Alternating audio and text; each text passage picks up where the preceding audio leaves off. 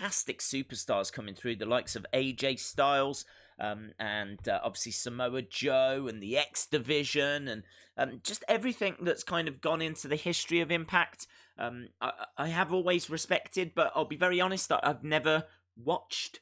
But a lot of people wanted us to kind of get on board with Hard to Kill. And then obviously as we got closer to the show, there was the whole Tessa controversy. And honestly, I think tonight is a really big night for me. I really want to know what they're going to do on the show. Obviously, we've had a couple of days now. People have had time to kind of really take on board everything that's been said.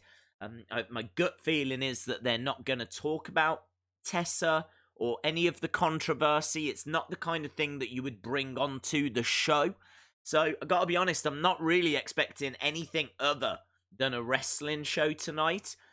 I've got to be, again, honest. I do find it disappointing that there hasn't been any statements made by Impact. I just kind of feel like this is being left to just hang like an unwanted cloud of gloom.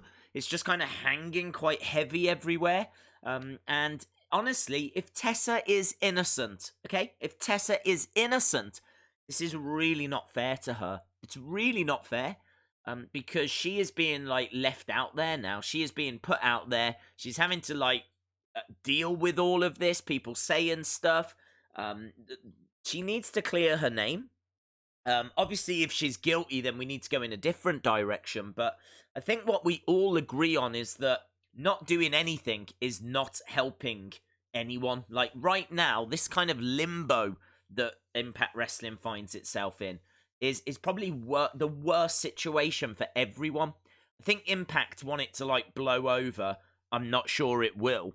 And I feel like something's got to be done. So I am watching tonight to see if something will be done. I am watching tonight to see if anything, because there's actually a sit-down interview with Tessa, which I think could be very interesting, but also might be a little bit frustrating because I don't think it's going to be what a lot of people want to see, which is some kind of explanation or statement or I don't know.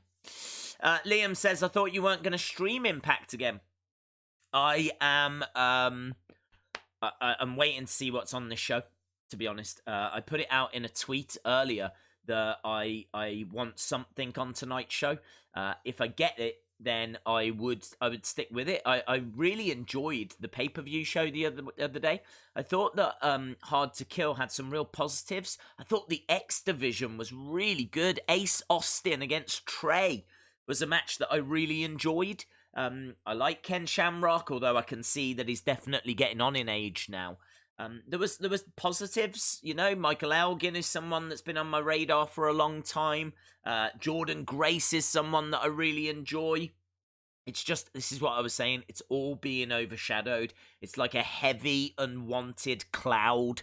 So I feel like it needs to be addressed. You lot might feel different, that's absolutely fine. But yeah, my stance on it is that I don't know if we're going to keep covering Impact. It really depends on what happens tonight. I think we get Cassie, says Chalmers. Shout out to you, buddy. What's up with the new setup? Well, we are moving downstairs. That's always been the plan for the past week or so, because there's a lot of decorating happening upstairs. So we're down in the figure room. I've got like a green screen backdrop I can show you. Green screen is set up and ready to go. So we are going to move kind of over there in the future. But right now, that's not really set up and ready to go. So we're kind of over here for now. So yeah, we will be down here on a more permanent basis. And I think that's quite nice because there's more to, like, look at and explore and have a bit of fun with rather than just being upstairs. So yeah, that's the reason for the move. Yo, it's been a while. Hello, Slimby. Hope you are well. I do. How are you, buddy? Thank you for rejoining us. Daze, what do you think will happen next between Daniel and Bray? Not a great deal, to be honest. I think there'll be a couple of sneak attacks and nothing really more than that. I can't see them doing much more than that, and we've only got a couple of weeks until we get to the Royal Rumble. There's an outside chance that the titles change hands. There's an outside chance that Daniel does leave with the championship. But really, in regards to any kind of significant storyline development, I'm really not expecting anything, to be honest. Was that a black leather couch? It's blue leather, I think. Only the best. Here, yes, I think it's blue leather. Shout out to Nails and NY says, "Let's go the North." I did. I was just saying about how much I did enjoy Hard to Kill. I thought it was a very enjoyable show. But obviously it's just got a cloud hanging over it. Sean Flagstaff, hope you are well. Where is he? I don't even know where Huskus is right now, actually. I'm desperately trying to set this up as well because I honestly don't know how you watch it here in the UK. I've managed to find a stream of Access TV. Can someone tell me right now on Access? Can you help me out? Right now on Access, is it someone talking to Leonard Skinnard next to a plane? I'll show you what I've got. Look, this is what I've got right now. There. That's what I've got. The Beatles, Kurt Cobain. This is this what is on TV right now? Is this Access? Have I got the right channel? The Year of Music. People will have to let me know. I hope so. Twitch Impact Wrestling. It airs on Twitch for free. Yeah, I heard a rumor though that doesn't work everywhere. I heard a rumor that in the UK you might not be able to watch it. Don't know. Kind of feel it kind of looks pretty good actually. I've got that open as well. But if I can watch it through the phone, then that would be a bit better. Yes, that's Access. Okay, this is looking pretty good then, guys. I think we're all right. In fact, we might even be starting now because I've got a little bit of footage of Impact. Okay, let's see. Let's see how this goes down. I really do. I really want to like this show. Yes, we have. We're underway. It's happening. Right, we got Don Callis. We got Josh Matthews in a studio.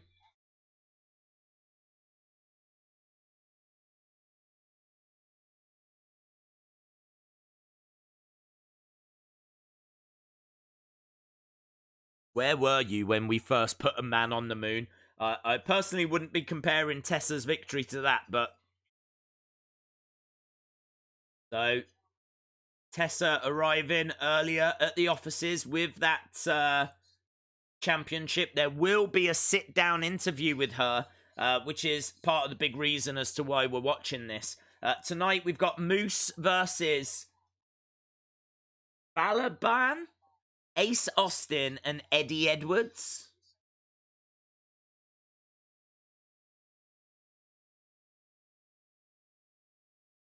Okay, so we're at the we're going to the Bomb Factory, which is where we were for the show the other day, Hard to Kill. So it's going to be the same venue. I'm guessing this was recorded like just before the show began or something, just before Hard to Kill.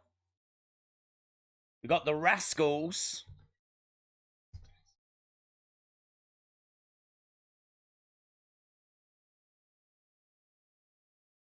Okay, so the Rascals making their way out.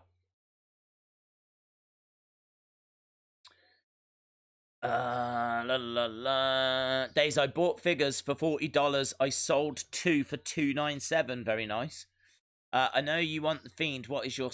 Days, I know you want the Fiend. What is the second figure that you want this year? Probably Greg the Hammer Valentine. Okay, who are these guys? I don't know who these are. The Desi Hit Squad. Desi. There we go. So they're really putting over this sit-down interview, and I've got to be honest, that's my main reason for watching. I do like the action. I do like the matches. I don't know anything about Desi Hit Squad, though.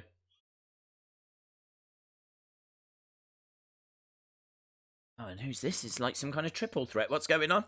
Who's coming down now? Reno Scum. Oh, is this that Fatal Four? This show is actually several days old. Well, I think it was probably recorded around the same time as Hard to Kill. So the results of these matches might be out there, but I'd imagine the sit-down interview. In fact, it says Hard to Kill on the side of the ring. So yeah, I think it probably was from that time.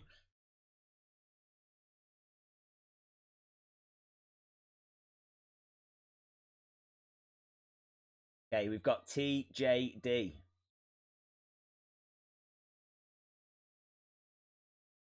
Oh, they've called him TJP still.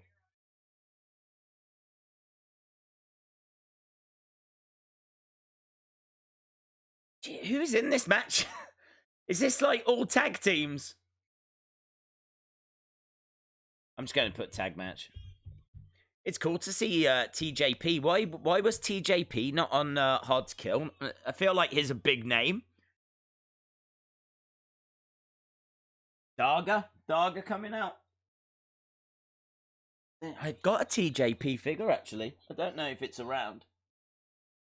I have no idea where it would be. Yes. Check me out. Check me out with my Impact Wrestling figures. Look at this. There he is. TJP. TJ Perkins in the house. Very, very cool. Daze, prepare for a shower. There's going to be a Cassie and RVD celebration. The Tessa sit-down interview should be good. That's why I'm watching. I want to watch because I want to see what's asked and I want to see what's said. And I thought rather than just watch it, why don't I do the watch along with you guys? Because I'm sure there's a lot of you that are watching this show as well. So might as well sit down, watch it together. And then, you know, I can get your thoughts, what you think about what's going on, what you think about the action. I mean, I honestly am interested. I'm interested in a conversation. That's what I want to have. I want to have a conversation. I'm done with, like, all the negativity and all of this kind of stuff. I just want to enjoy wrestling. This is an absolute war, by the way. We've got, like, so many people in here. We've got, like, 8 people fighting at the moment.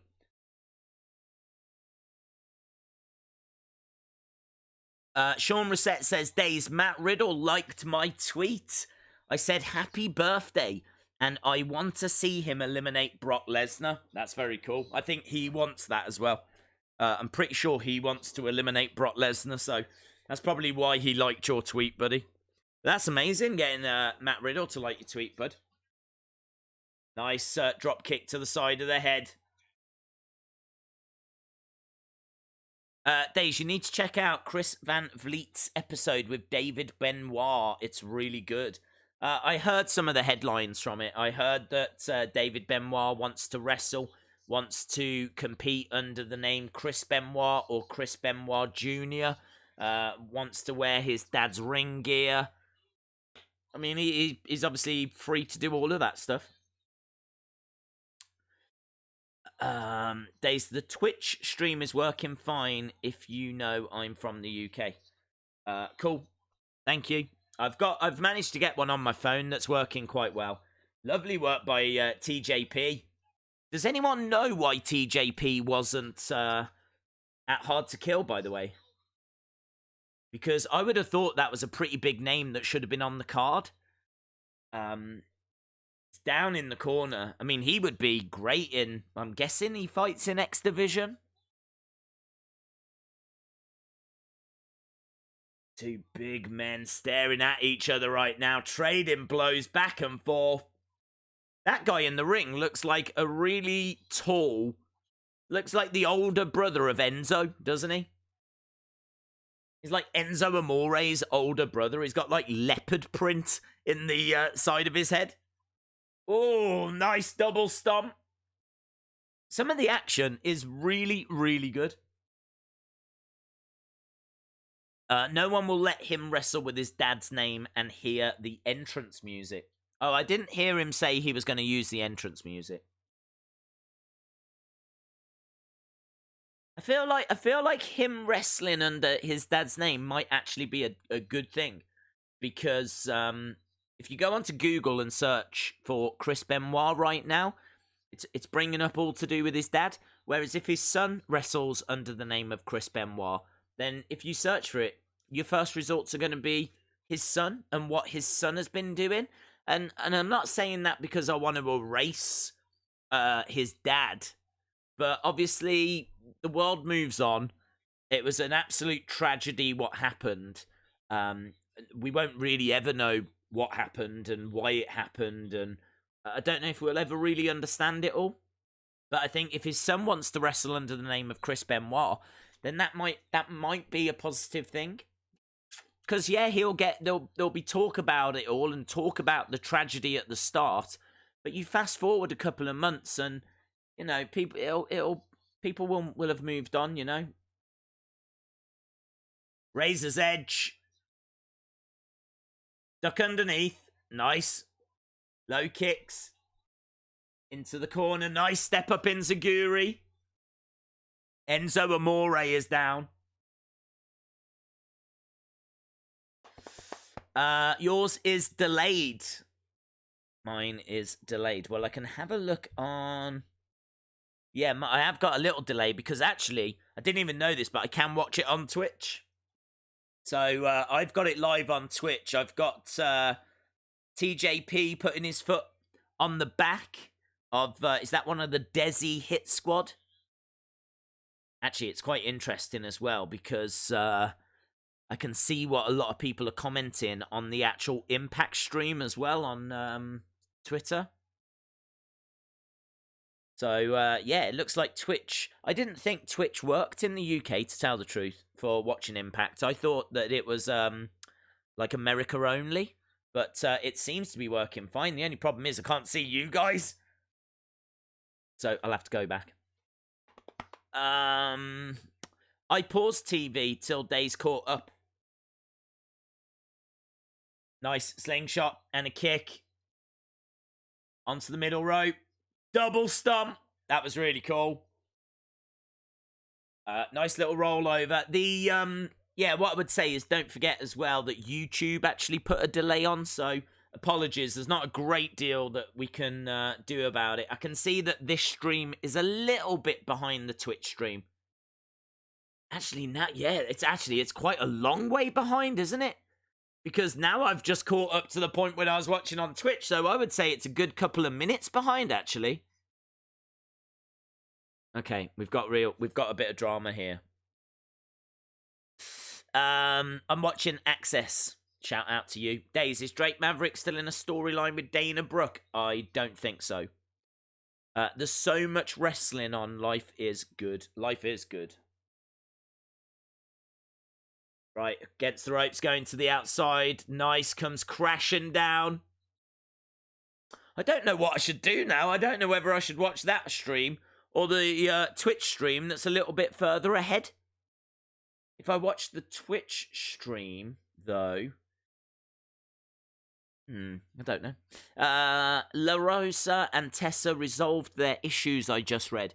Yes, they did. I don't know what to say about it, to be honest, because I've seen a lot of people saying that because they've resolved their issues, that's it, we should all forget about it. And that's absolutely not what should happen, because there was a lot of people that came out and claimed that Tessa had been bullying them, and that there was this racial slur that was said, and her spitting in people's faces and stuff like this. Now, she might have made up with the person that she gave the racial slur against, but clearly there's still hard feelings with the likes of Chelsea Green, Isla Dawn, Alison Kay. It seems like Big Swole had an opinion on it. It seems like Priscilla Kelly was upset as well. Like, this wasn't just like one or two people. There was quite a lot of people that were coming out. There was even more than what I've just said as well. So it seems like there was quite a few people that were upset with Tessa. So just because one person has resolved their issue with Tessa, doesn't mean that we should now all just forget about it and move on. Plus, also, it opens up the wider question of what kind of a person is she? I mean, apparently she's a bully and she is someone that will spit in people's faces and throw racial slurs around. Who's to say she's not going to do that again? Like, I really do feel like there needs to be an investigation into it. I don't know if she's done it. I can't sit here and say that she's guilty. I don't know. But equally, I can't sit here and say that she's innocent. Um, who can? Who can say if she is guilty or innocent apart from the people that have been alleged victims? But it just blows my mind that a company like Impact would not investigate. Unless they're doing it behind the scenes and they're not saying anything. But honestly, I think the longer this goes on, the worse it's going to look for them because it looks like they don't care. It looks like one of their roster has been accused of bullying and racism, and they've rewarded them. That's what it looks like.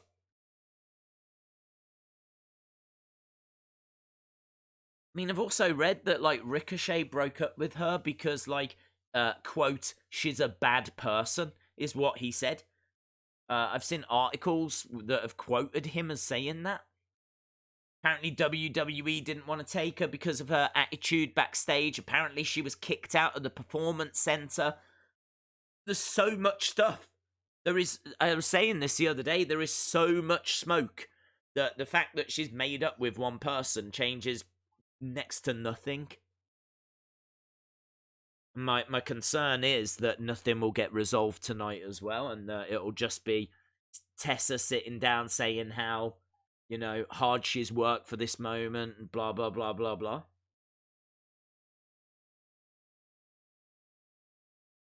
Even if she's forgiven, it doesn't mean that the slurs didn't happen. I'm shocked that Impact didn't change the result. She could be innocent. I am very conscious of there's a lot of people saying stuff, so it does make it hard to stay level-headed. But if I stay level-headed and say, look, she could be innocent, then I don't understand why it wasn't postponed. Just postpone it. Do it next month. Give yourself a few weeks to speak to some people. Go and speak to Alison Kay. Go and speak to the person that was the alleged victim that was spat in the face. Let's see what was said. Let's see what Tessa admits to, if she admits to anything. Let's see what Chelsea Green knows. Let's see what Alison Kay knows. Let's see what Big Swole knows. Let's talk to the Japanese promotion that hired her. Let's see if they know anything. Let's see if there's any footage. Let's see if there's any audio. Let's see if the incident has been spoken about on any podcasts. Let's do some investigating, shall we? Rather than going,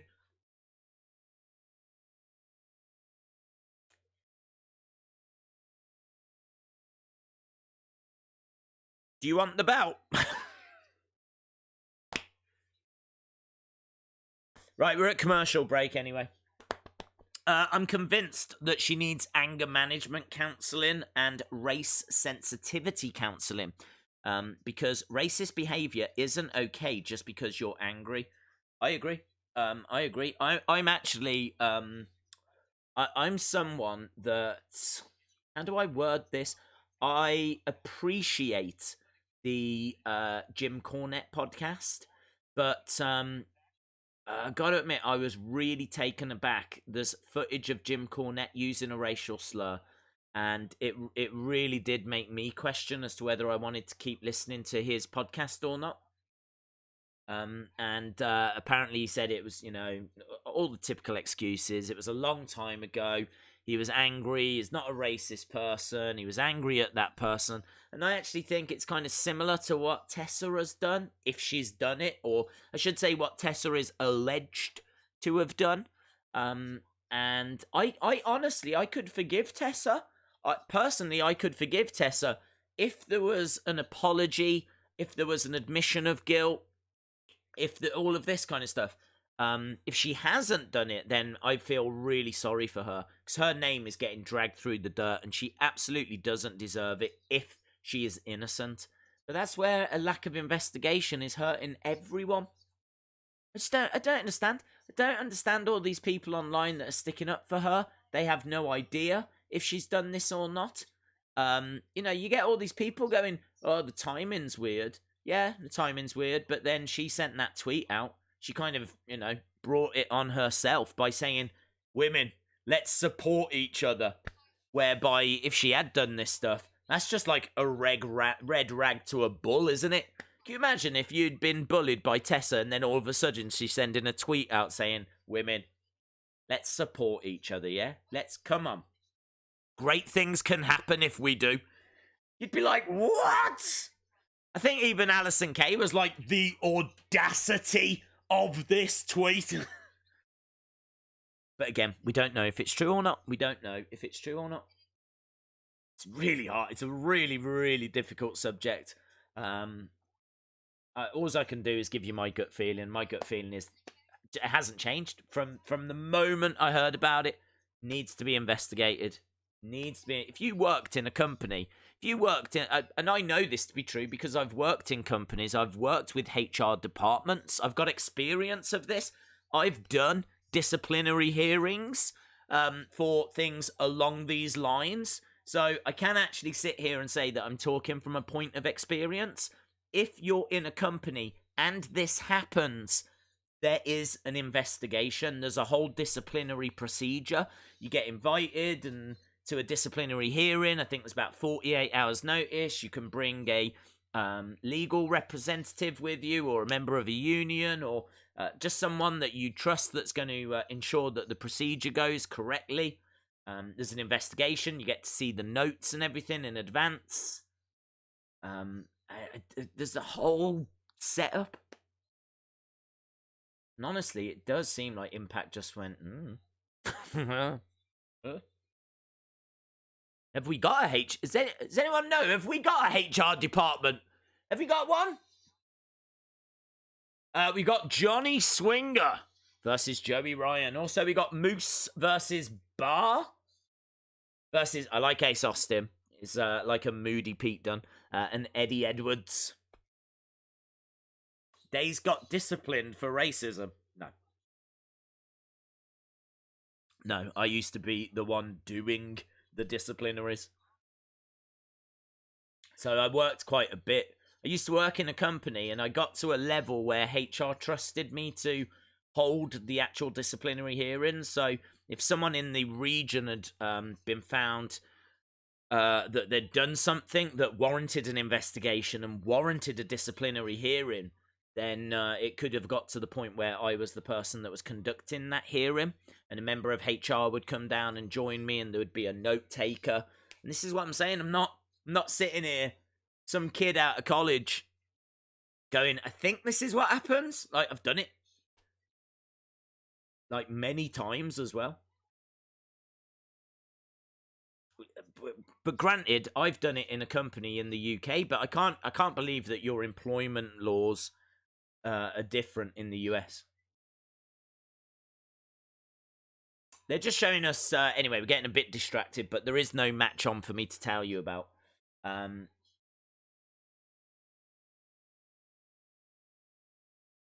But this was an excellent match between Ace Austin and Trey. Trini says, I'm a trauma counsellor. People wouldn't believe it, but racism can cause PTSD. I believe that. I believe that. Let's park it, because I actually don't want this whole stream to be about Tessa. I want to be enjoying the action. I think this is a bit of a recap show, unfortunately, though. We've had one match so far, but there's been a couple of little video packages. We got Ace Austin, though, talking backstage.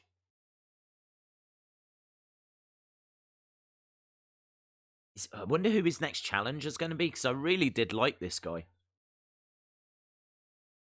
He was very good. Him versus Trey was a very good match. So he's on the phone to someone. Puts phone down. Looks at the camera. Are you waiting for a comment?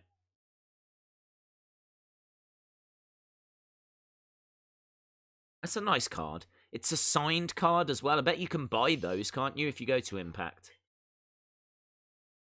Bash at the brewery. That's cool. Look at that. That is very cool. Wrestling match in a brewery. I wonder if the beer is cheaper there. Because they literally have got loads of it. It's all they do. Do you know what I mean? They're not going to run out. And if it does get low, they can just make some more. Bash at the brewery. I bet that's an awesome event to go to. So, Rich Swann picked up an injury.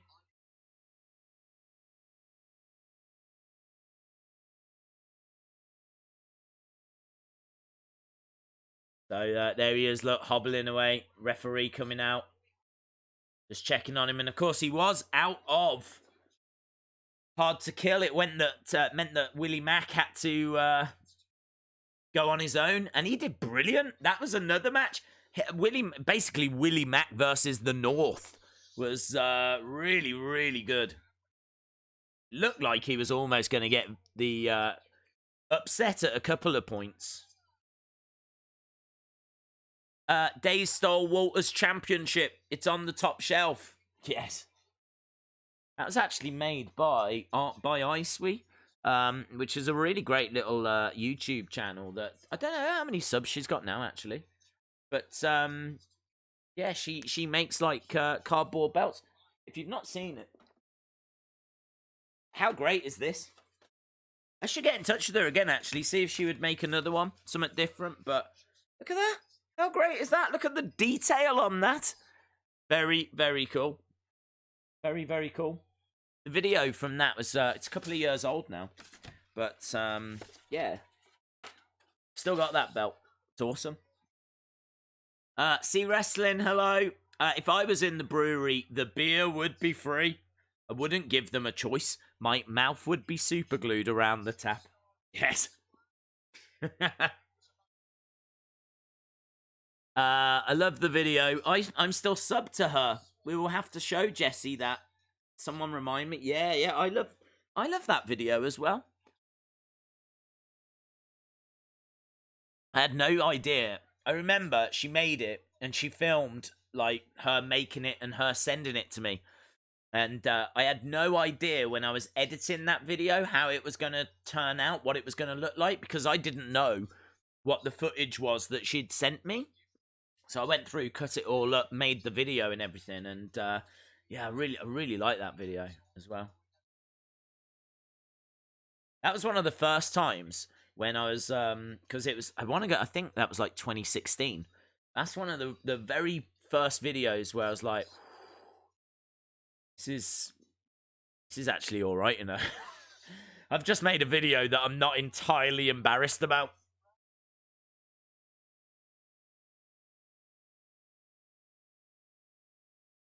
Okay, so we got Willie Mack talking to Rich Swann here.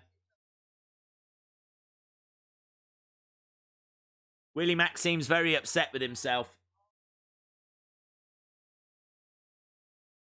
Rich Swann's like, hell no.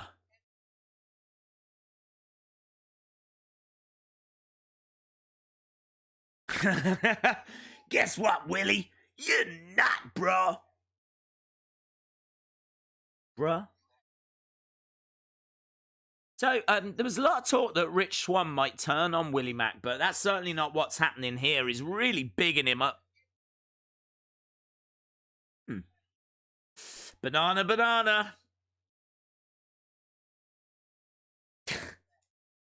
That's fun, man. I really enjoyed the NWA stream.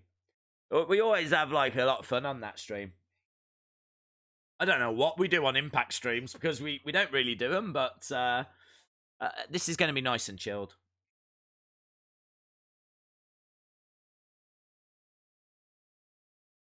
Timeouts are done with Impact. Handle this, you can handle anything. Yeah, oh, I forgot about his music. Can you handle this? Can you handle this? Can you handle this? I should have. Is he around anywhere? I should have him around somewhere. I never know where any of the figures are. If anyone thinks that this is in any kind of order, I'm afraid they're very much mistaken. Oh, I don't think I do have Rich Swann somewhere. I've got a little Impact display, haven't I? I could get a little. Oh my god, what's going on? Cass is here.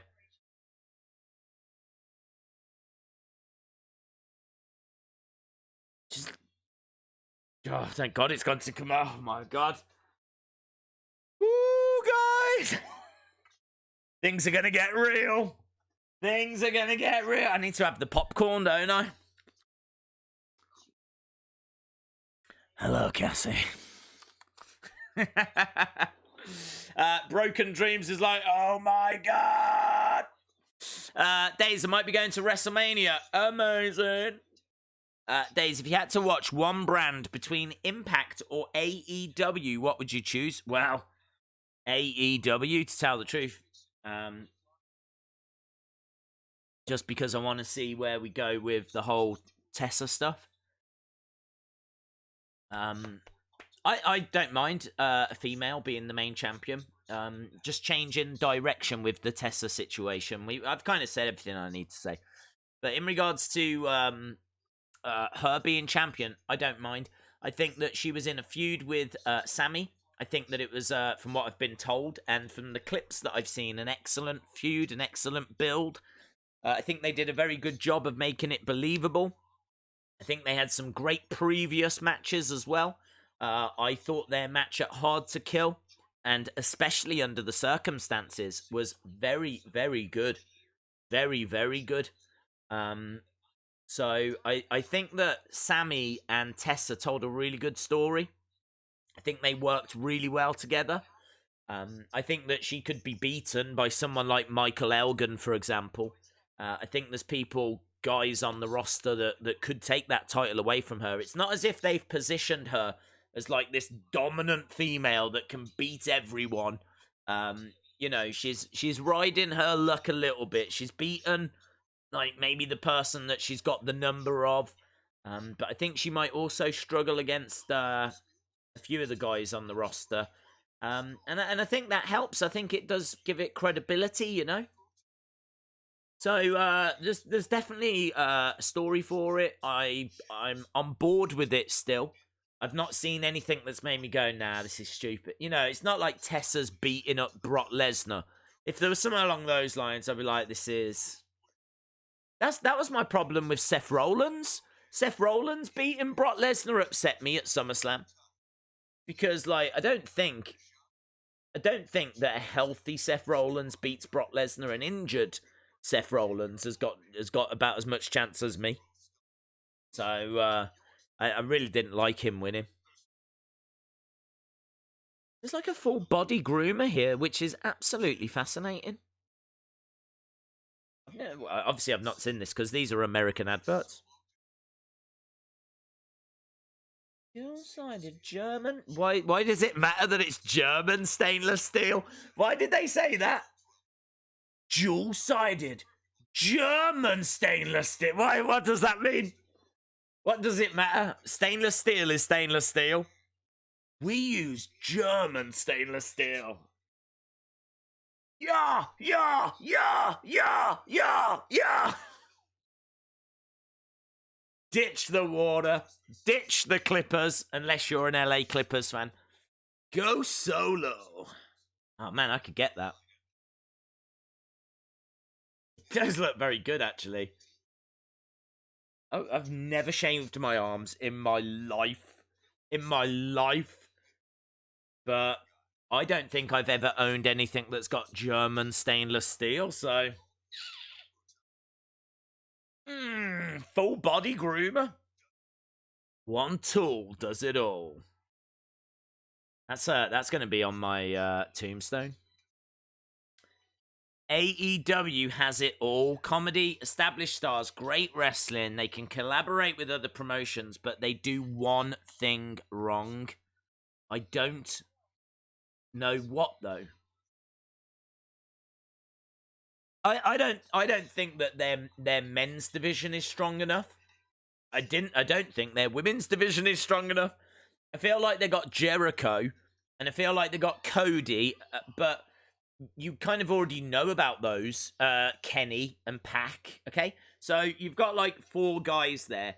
But once you start going down the card, it's kind of like Sammy Guevara. He's on his phone all the time. Trying to put the phone down. Kip Sabian. I like Darby Allin. I think Darby Allin's got a lot of potential. But then they use people like... I don't know, they use people out of tag teams. I've seen Scorpio Sky have a match. I've seen Brandon Cutler. I've seen Christopher Daniels have a match. I mean, they've got this Wardlow, Wardlock, Warlord, I don't know. We haven't seen much from him yet. And I can't say I'm that impressed. MJF, I think, he doesn't have that many matches. I can't even remember the last MJF match. So, I feel like there is a division there. But I'm waiting for it to really get going. I'm waiting for it to really blow my mind. The thing with NXT is that division blows my mind. People like Dijakovic and Keith Lee, Finn Balor, Johnny Gargano, do you know what I mean? Tommaso Ciampa, Adam Cole, Pete Dunne. You could just go, Velveteen Dream, you could just go through the list. Matt Riddle, Kushida, without even thinking, it's like bang, bang, amazing name, amazing name, amazing name, amazing name. Can't do that with AEW. So I feel like their roster not quite there on the men's side. And it hasn't been there on the women's either. But I do like Big Swole. I do like Chris Statlander. I do like Hikaru Shida. Britt Baker's alright.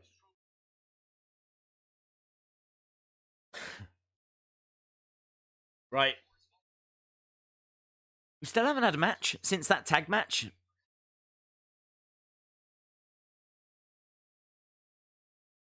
Still not had Tessa yet.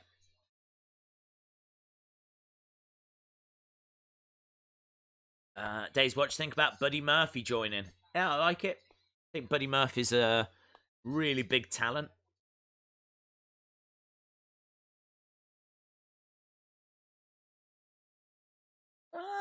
Eddie Edwards. I didn't know that. The Call Your Shot trophy allows you to challenge for any championship on Impact. Didn't know. And he put it on the line. So that would mean that, we're going to get Eddie Edwards versus Tessa, potentially.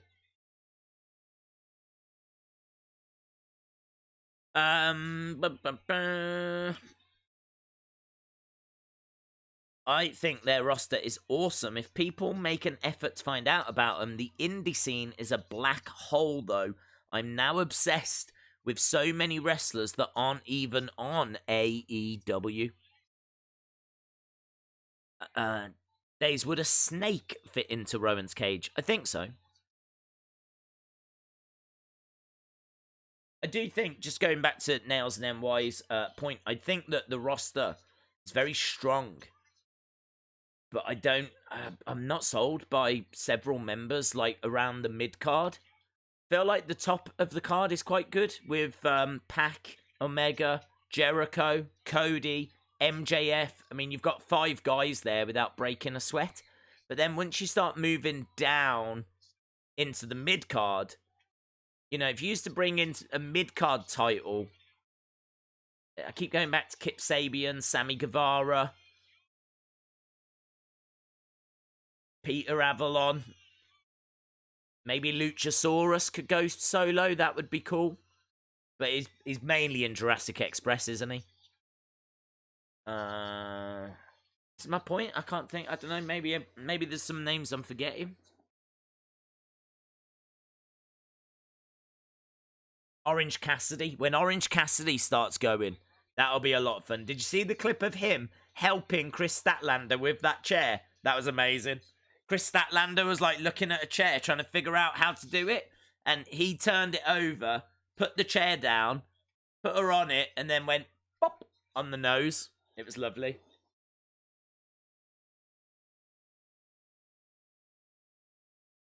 Got a little video package here of Algun in Japan. Just saw a shot of Tokyo.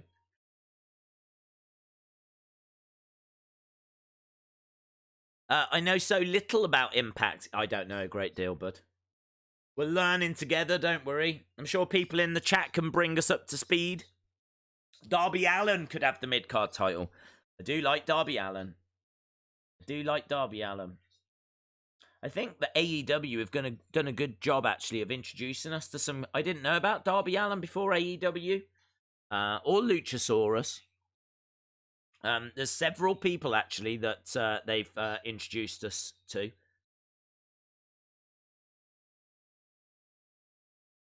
They've definitely got some...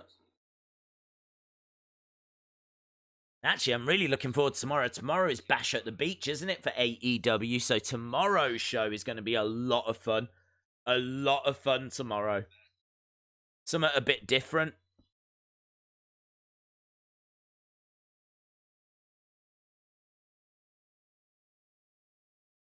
I'm seeing Orange Cassidy in a few weeks. Should I pass a message on from Daze? Invite him to one of the streams. Do it. Do it, Nails and NY. Tell you what I've noticed whilst we've been down here. Like, the light seems really bright. Much brighter than upstairs. Much, much brighter. And I don't really know how to fix that. Well, I could turn the lights off. So I'm going to try and turn that light off, actually. Let me do that. Let's turn this light off and see what difference it makes. Is that too dark? Is that too dark, or is that better? I have no idea. I don't know if that's better or if that's too dark. We've gone like... It's got a different vibe, hasn't it? It's got a different vibe now. Right. We still don't have a match to talk about. We're just looking at Rob Van Dam, and apparently there's going to be a celebration. Maybe you're just very pale. Yeah, I am. Yeah, I've gone full on Undertaker. Early 90s Undertaker.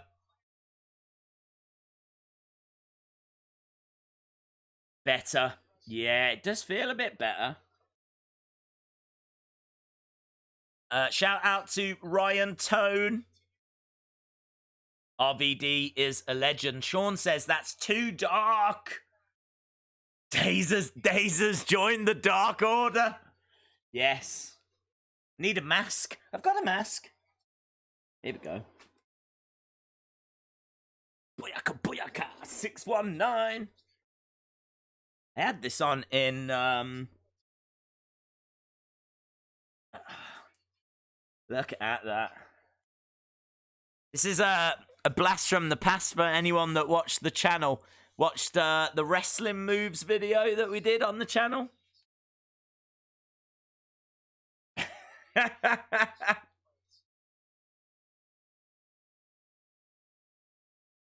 Oh, hello, the celebration's happening.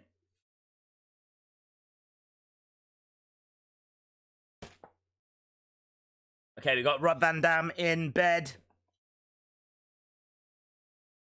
He's just ripping roses apart.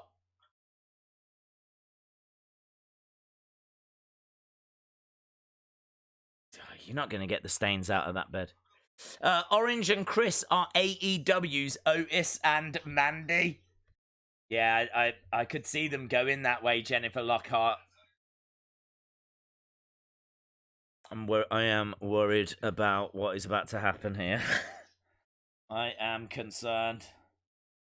We're in Rob Van Dam's bedroom.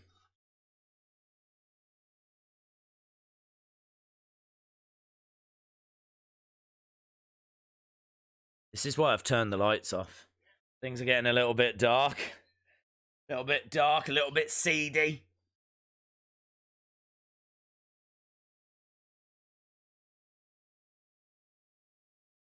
Why are you talking about Brian Cage and wrestling?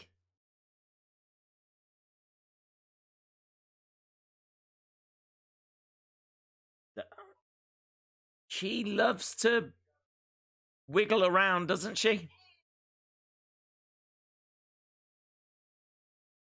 They've had to just blur out one of her boobs. Think one of her boobs got wanted to say hello.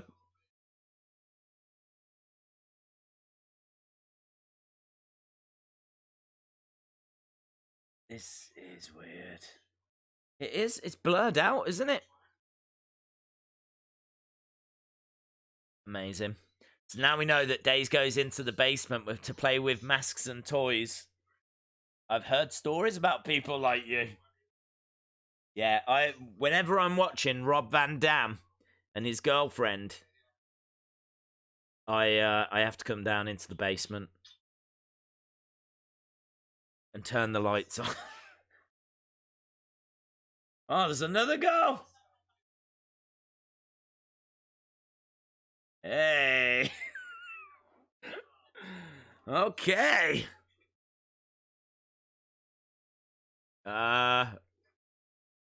Happy celebration. Awkward. Oh. Whoa. Okay. Now they're all kissing. You're not overdressed. How does she feel overdressed? You're not wearing anything.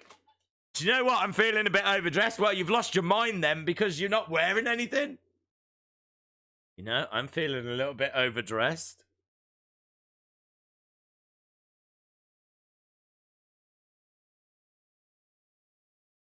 You guys chose your life. Yeah, that's true. I'm in a dark basement. This isn't a life. Why have I chosen this life? What? Where did I go wrong?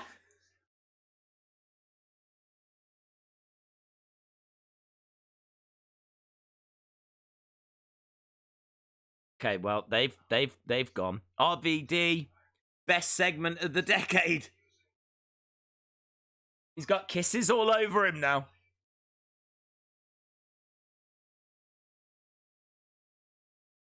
Yeah.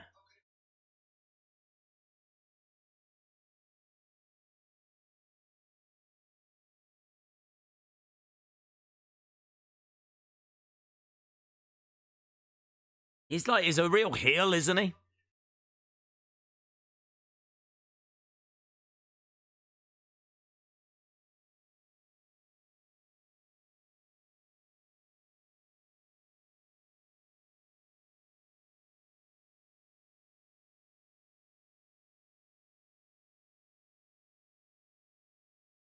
Winning.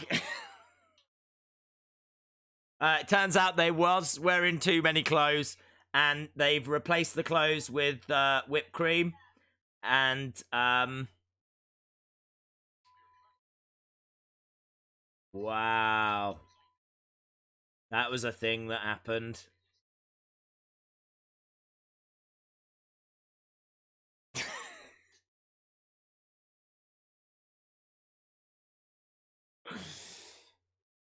Why? It just won't stop. It just doesn't stop. How is this a thing? Wow.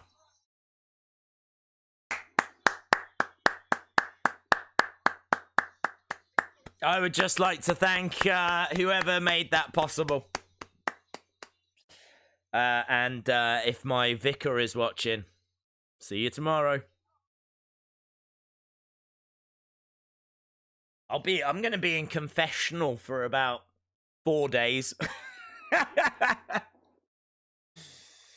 So yeah, that was I didn't know it could get that hot down here in the basement, honestly. That was woo. Daze, you got really weird in the basement, didn't you, dude? It was not. That had nothing to do with me. That had nothing to do with me. But yeah, things. Do you know what? If I'm gonna watch something in the basement, it's definitely that. That's definitely what I would. Not what I would put on, but I'm just saying. Like, could you imagine if I had that like on like a big screen upstairs and like Dada Days walked? That's gonna be hard to explain. It's gonna be hard to explain. I wouldn't even want Kia watching that. Impact is telling people to tune in next week. Will you continue to do Impact live streams? To be honest, from everything I'm seeing, I think the action is really good. I really like RVD. The segments are really fun. It looks like they go to some interesting places like that brewery. I totally understand why people are very passionate about Impact. I totally understand why people like it, but I can't budge from the fact that there's seemingly nothing happening in regards to all of the allegations. That's my line. Let's put it that way. That's my stance. I'm sure a lot of people will be quite happy to keep watching Impact, and more power to you. But with so much wrestling out there, I think if something doesn't quite fit in with your beliefs or what you like or whatever, then you don't have to watch, do you? You don't have to watch. Jason Peace says, Daze, how are you, mate? Yeah, Jason, really good then. Really good. I feel like I've learnt some big life lessons in the past 10 minutes. Probably the one thing I learned is that if you are wearing a bikini, you can actually be wearing too many clothes, which I didn't think was possible. But yeah, when she was like, oh, I'm wearing too much stuff, I didn't even understand what she was on about. It's like, how? Not wearing anything?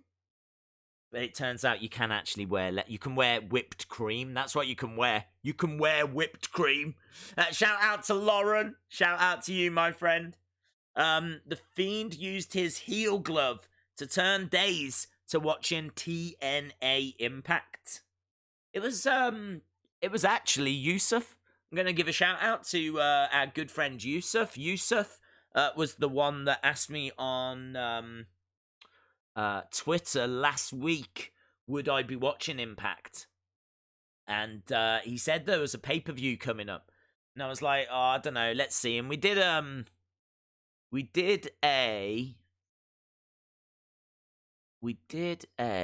what is that? What is that?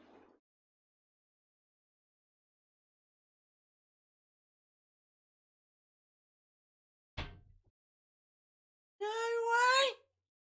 How about this? I literally was sat here, and there's like a load of DVDs over there, and I just saw a DVD, and I was like, the spine of it, I was like, I don't recognise that. And look what it is! TNA's 50 Greatest Moments. TNA's 50 Greatest Moments? How weird is that? The debut of Nash, Hall, and Randy Savage. I mean, you don't get much inside. Literally just the DVD. But, yeah, how weird is that it's literally just over there? TNA's 50 Greatest Moments. I don't even remember watching this. When did it come out? It came out 2006. King of the Mountain, Jeff Jarrett attacks Hulk Hogan in Japan. We've got Alex Skipper attempts the most insane move ever. Chris Rock gets a taste of TNA. Well, there we go. That's the thing. I thought I recognised the TNA logo. There's a whole wall of like DVDs and CDs over there, which I will show you guys one day. Well, I can quickly show you now, actually. All over there, look. Next to Banana. Again, just clips from... Is it clips from Hard to Kill? Looks like that's Madman Fulton against Ken Shamrock, which obviously started the evening. I can remember watching the very first TNA pay-per-view. I started watching Impact for Tessa and Jordan after seeing tweets about women's wrestling and all that. I've accidentally fallen in love with Ethan Page, and I'm never leaving now. Fair play. I don't think this was that Hard to Kill. I think, was this on a, like, go-home show or something? OVE.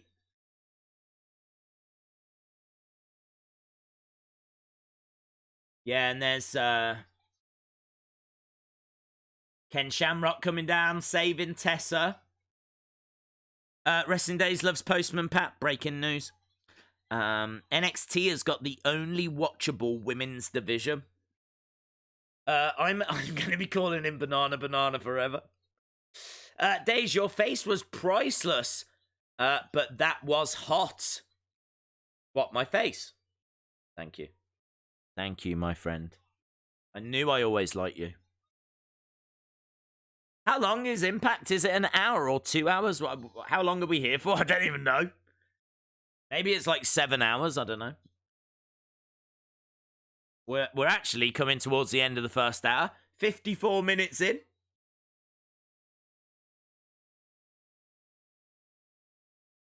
So Ken Shamrock now saying a few words backstage. Shamrock says it went exactly as I thought it would.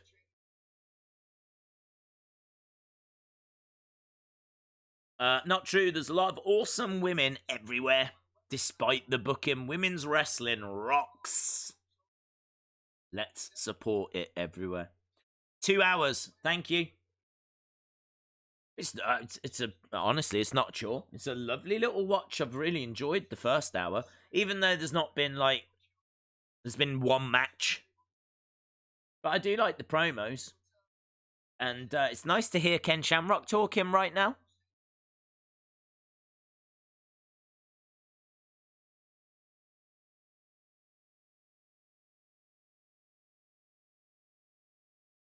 He says it was all about outthinking and outmaneuvering this beast.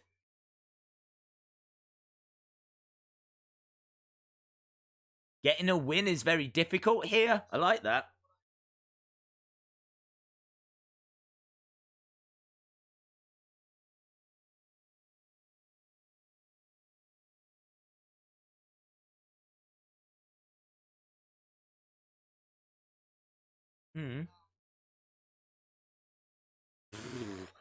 I absolutely love this. Ken Shamrock said, I think he made a mistake because Madman Fulton has teamed with Sammy. Sammy allows him to blow up and go into that beast mode. But you're not thinking straight when you're in that mode. And I was able to use that. The psychology is absolutely amazing. If he breaks off from Sammy, he's got tremendous skills. I would actually love Ken Shamrock to be his manager. Could you imagine Ken Shamrock as the manager of Madman Fulton? Because he seems to have him scouted. He seems to know his strengths and weaknesses. He obviously was able to get the victory over him. So what if he was to go, look, I can take you to that next level. I know what you've got, and you've got it. Love that. Oh, hello. Hello. Classic flashback moment of the week. Kurt Angle against Jeff Jarrett. Jeff Jarrett going for the guitar. I'm surprised WWE doesn't do this. We've spoken about this a few times. Why don't they show classic moments on Raw? Don't need loads, just one flashback moment of the week.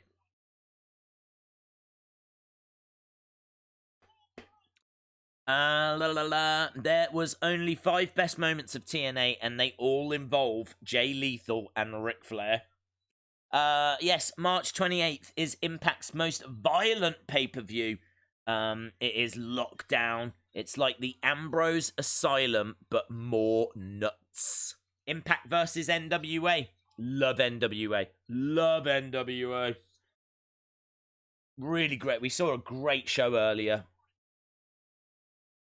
Scott Steiner was in action in the main event for NWA. Tyler Bate, brilliant wrestler. Love this Ken promo. It's not like a selfish promo. It's more of a veteran talking about young talent. That's a really great point from Chris. I agree. I absolutely agree. Daze, is TNA Plus worth buying? I honestly don't know, Alfredo. I don't have it. Let the chat tell you. Is TNA Plus worth getting? Plus, where is it? What is it? If anyone can answer any questions about TNA Plus, that would be amazing.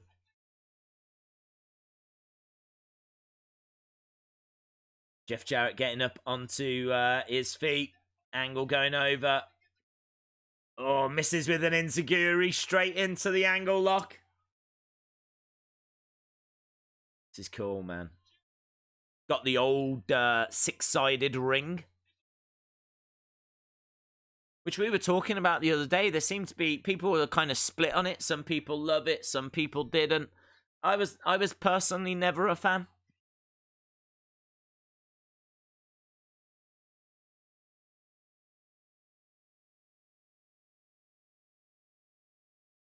I suppose it's got like a UFC vibe, hasn't it? But I heard that because of how the ring was structured, it was actually very, very hard.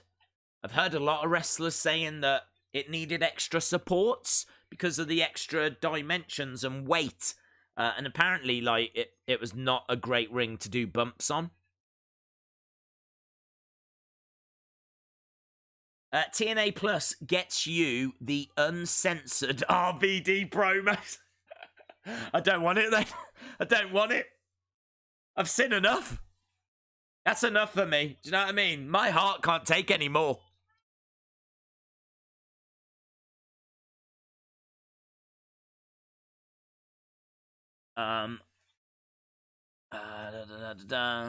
Their streams on Twitch are 24/7, so you can watch now. Yeah, I saw. I've got it on this computer right now. I can see there's someone playing pinball. Is that the guy that's going to face Joey Ryan? Some at Stalker, Swinger, Stalker. The Swinger guy is on the screen that I can see, but unfortunately, this stream is about 30 odd seconds behind. So I've still got Kurt Angle, Jeff Jarrett. So I've got. I didn't think I'd have any way of watching the show. Turns out I've got 2 different ways of watching the show. And as I said, this is the first time of us doing Impact. And I think they do put on a really good product. I'm giving props for that. Props. I think I remember AJ saying he hated the 6-sided ring. Impact Plus is $7. You get all content. You don't get the latest pay-per-view live, but you get them later. Or if you purchase a pay-per-view on the Impact app, you can get their network free for 3 months. Thank you, Nails and MY. Lots of information there. It certainly sounds good. Basically sounds like the TNA network.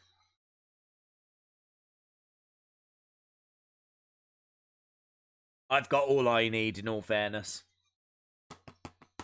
50 best moments right here, yeah? Can't even argue with it because it says it on the front. 50 greatest moments. Completely up to date as of 14 years ago. How crazy is that? That DVD is 14 years old. That's older than me. That we finally got to the Stalker Swinger. I think that's longer than 30 seconds, isn't it? It's like a minute and a half. 2 minutes. Hey, darling. You're pretty good with that joystick. I'll turn you on, Tuts. He reminds me a little bit of Zicky Dice from NWA. Outlandish. I think we are going over now. This is going to split opinion. Joey Ryan is not for everyone. He's certainly a big star. Certainly a big name. Versus the Swinger.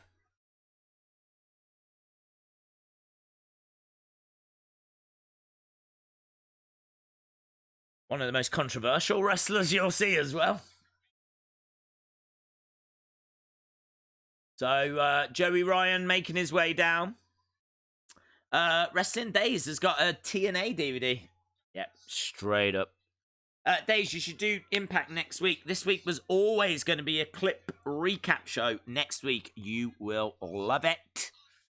I had it. It's like the WWE Network, but I had to cancel it due to money problems, but it's really good for old TNA matches and pay-per-views, and only $6.99. Does sound very, very good. Does sound very good. MJF is the greatest heel since The Miz. Is this a big show or not? It's just their weekly show, but it's a bit of a clip show. That's all right, because it means that I get a chance to talk to you guys a little bit, which is nice. Katie Osborne. Has she got anything to do with Ozzy Osbourne? Because there was a daughter that we never saw in the Osbournes, but I don't think it's going to be her. She doesn't look like she's part of the Osbournes. She's on my screen right now, so she will have been on a couple of minutes ago. Lady, blonde hair. She's talking about vehicle protection. Text vehicle to 474747. Endurance. Protect your vehicle.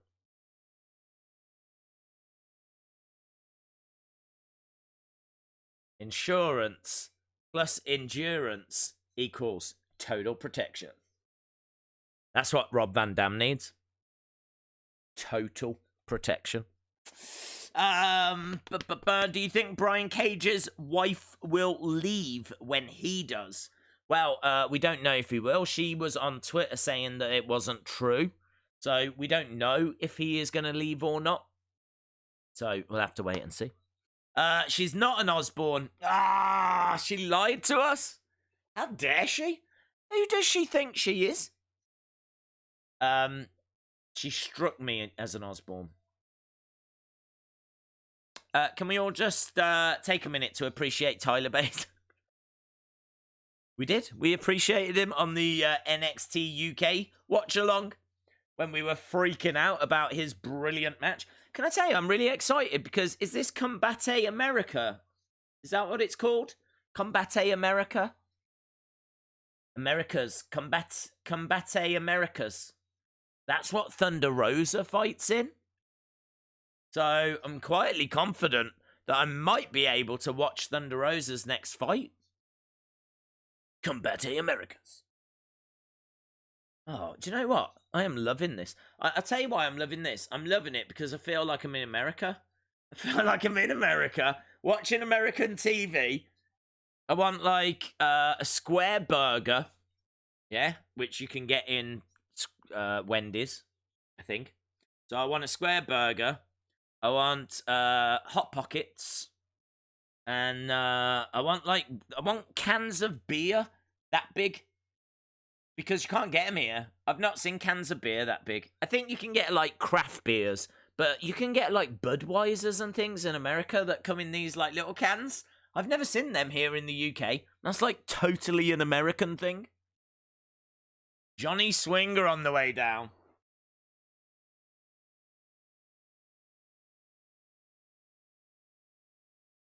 Stream Rosa's fight.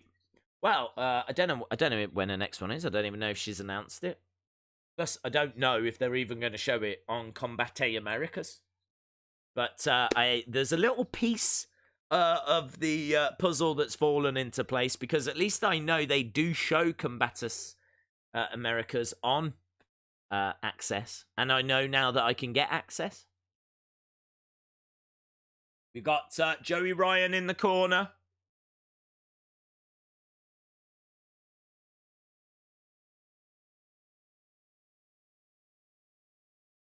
Hello to Call and Fun Time with you, Bade and a bid. Wendy's gives square burgers. I think so. I think it is Wendy's, isn't it? Never seen anywhere else with a square burger. Never. Joey Ryan has got his lollipop. Is he gonna? What's he doing? Giving it to the crowd? He's put it in the mouth of that guy.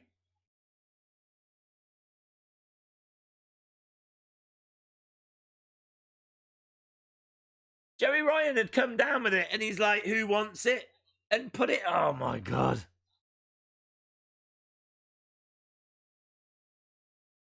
He does keep him in his trunks. So not only has it already been in his mouth, his baby oiling up.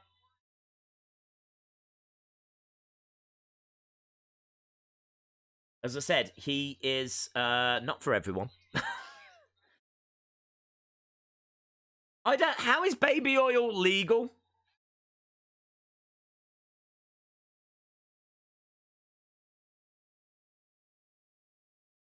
Here we go. Okay, right. Joey Ryan is finally ready. Joey Ryan versus the Swinger.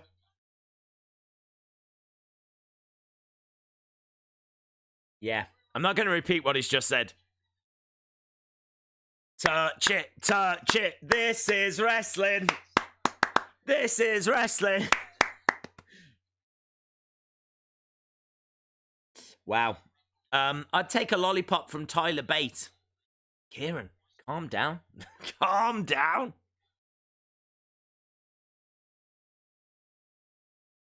Yeah. Daze, Swinger versus the porn star is this Impact XXX. It certainly feels that way. There could be a market for, like, late night wrestling, you know? Wrestling that's not PG, that's got a little bit of a sexy edge to it. I'm kind of getting that from Impact. I don't know if it's like this every week, but I could actually see that being a success.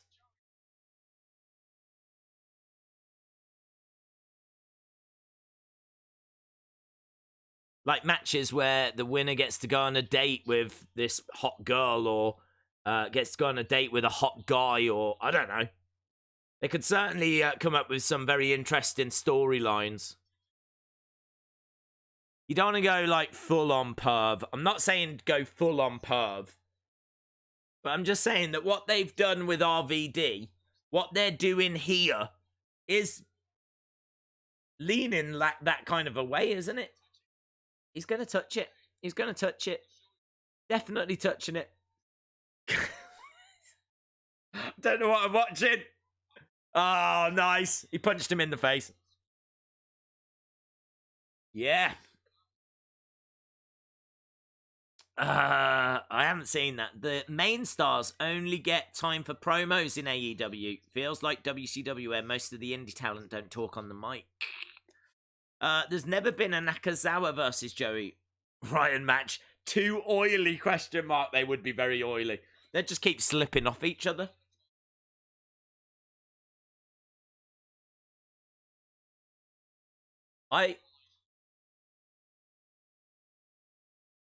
Wow. I just heard Don Callis say the sentence, his penis seems to have superpowers. His testicles are like ball bearings. That is incredible. That is truly incredible. That I can promise you I have never heard that sentence before. Never. In the 16 years that I have been alive, I have never heard that before. Jason Peace says, Daze, Lana just open up to Liv Morgan. Look, Twitter. Liv Morgan. Lana just opened up to... Okay, let's have a look. Let's jump onto the old Twitter. Got this match underway. Joey Ryan is down in the corner. Little mention of CM Punk.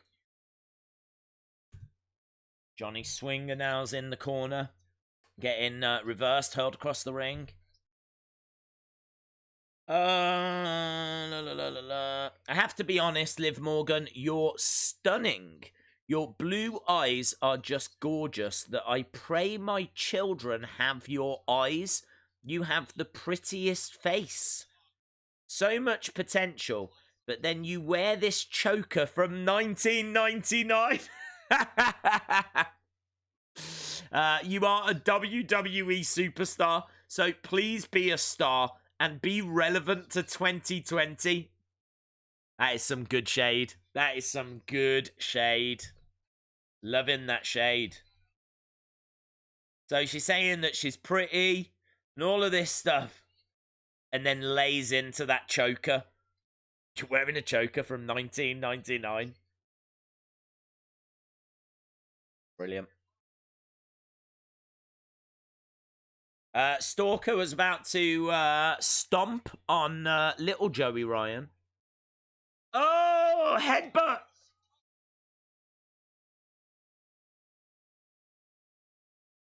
Oh, that seems to have woken Joey Ryan up. Clothesline. Back elbow. Against the ropes. Kick to the chest. Nice drop kick by Joey Ryan.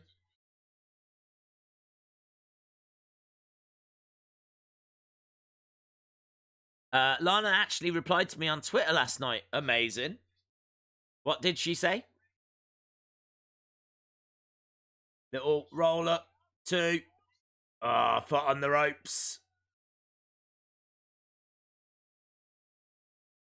Foot on the ropes by Swinger.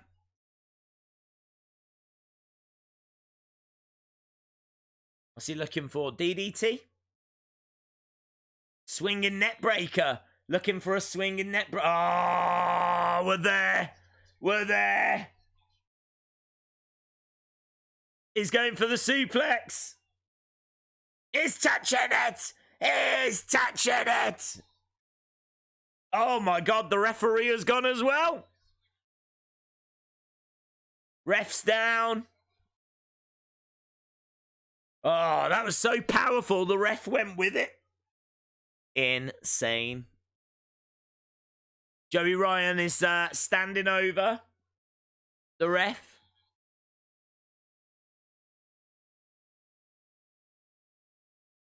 He's getting another lollipop. She sent some laughing emojis. Down is the ref back. 1, 2.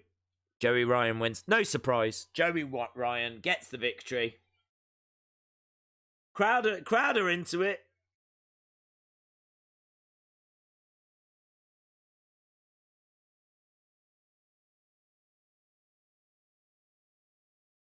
I don't know how I feel about it.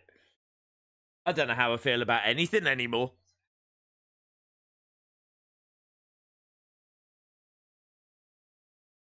Haven't had Books promos for weeks. Just watch and enjoy. Daze, want to hear something funny? Dave is facing Joey Ryan at a show soon. We're just seeing the women's triple threat with Taya and ODB and Jordan Grace. It was a good little match, that was. It was a good little match. I do like Jordan Grace.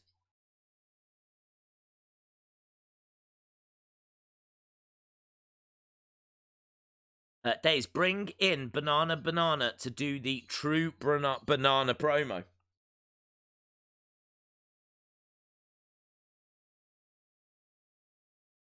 Well, we're just watching this. Taya Valkyrie, she, I did see a little clip of her earlier. When she was talking about Tessa. She said that the only thing that she wants to say is that because she is the longest reigning Knockouts champion, she is, without doubt, the #1 contender for Tessa's championship. So the main event of the next pay-per-view really could be Taya Valkyrie taking on Tessa Blanchard. Title versus title, I think she was talking about.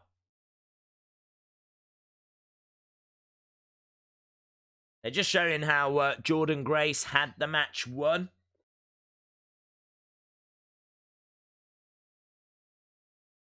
Taya Valkyrie obviously stealing the win. What did you think of the fist fight? I thought it was pretty fun. I mean, I liked Kevin Owens and Samoa Joe and AOP on the entrance ramp. The Big Show stuff in the ring I didn't think was as good. But I do like Big Show. I kind of feel like he's been away for a couple of years, and he's quite an attraction. Like, they don't there's no one as big as him. I wish that they weren't jobbing him out. But because he really got like beaten down at the end, you know. But I suppose they had to do that to establish this new faction, establish this new group. Yeah, I like Big Show. I thought the match was okay. I think if it had been at a pay-per-view, it probably could have had a bit more in it.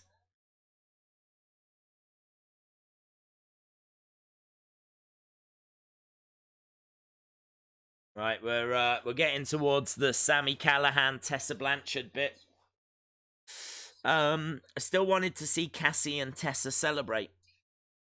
Lockdown has been announced for the end of March.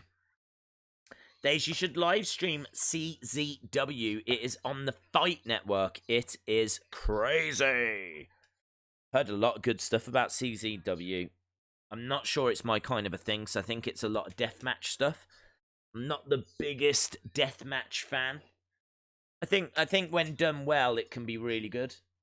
But I think it's very easy to do badly. You know what I mean? But I honestly don't know about CZW, so I can't comment. I don't know.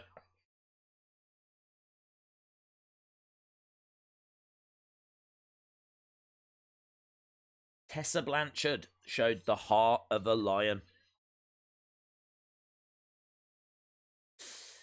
Live stream NXT UK. I'm so sad at how good this feud and build was and how much I wanted to see it, and then it was all spoiled. I need an apology, even if everything else is false. It would be good to stream once, though, to see your reactions. Shout out to C Wrestling. Shout out to Nails and NY. Shout out to Jesse. I may just keep sending that thing if it's not going to pop up till the middle of Daze's screen. What do you mean? What are you on about, Jesse? Are you streaming backstage? Oh my god, do you know, I forgot about backstage. Totally forgot about backstage. No, we're definitely not streaming backstage. They got the Usos on, like... There won't be a need to stream backstage.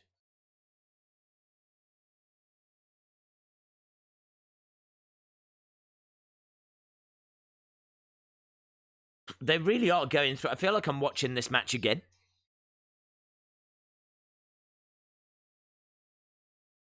The emoji is beautiful. Where are we on Twitch? If we go over to Twitch, what are everyone else watching now? Something to do. Is that Rebellion? Little advert for Rebellion, I think it was called. April 2020. Oh yes, I forgot about that. Terminal 5, New York City. Terminal 5. Rebellion.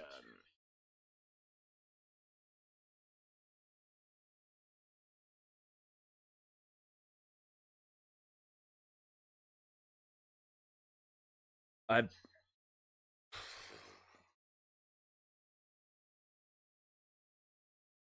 we getting the sit-down interview now? We look to the future with Tessa as the world champion. So, the post-match celebration is coming up. And a sit-down interview with Tessa as well. Up next, we got Moose versus Bar. Ace Austin and Eddie Edwards. I better write these names down now, hadn't I? Because I'll forget them. Moose versus Bar versus Ed. Who are you?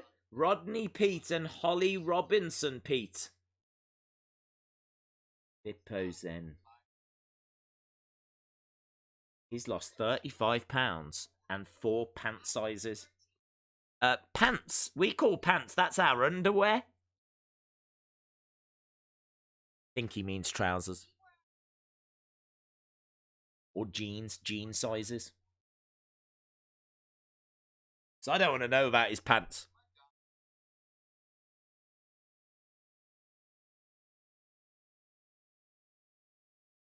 I have to go to put my bed. See you later, Prince Isaac Bala. Thank you for joining us, my friend. Just add lipazine.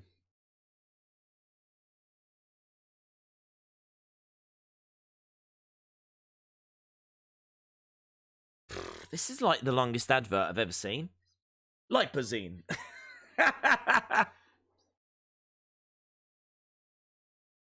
Or your money back. Double your order for free? Huh? You can get 4 lots of lipazine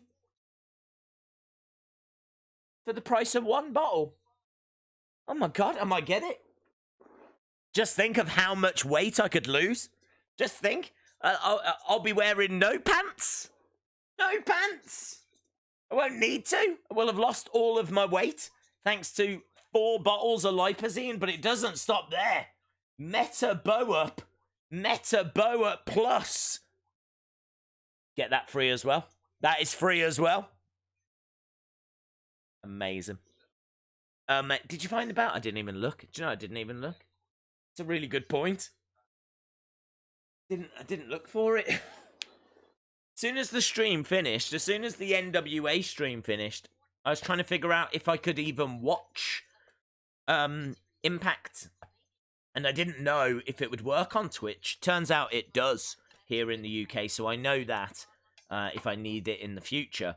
But in regards to like it working on my phone, I was messing around with that. So to answer your question, no, I did not find it. Because I did not look.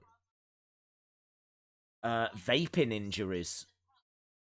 Call Davis and Crump. Call the lawyers at Davis and Crump. Wow. So they are actually going after people that, like, create vapes?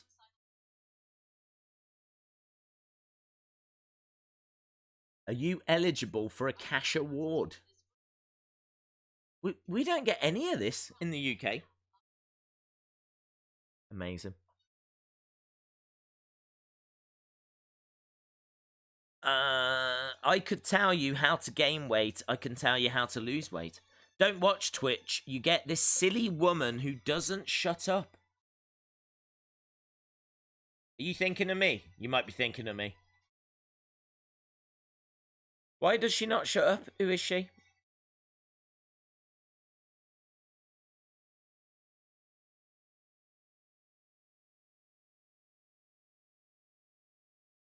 Right. Oh yeah, we've got this 4-way match, but it's not at. This hasn't been filmed at the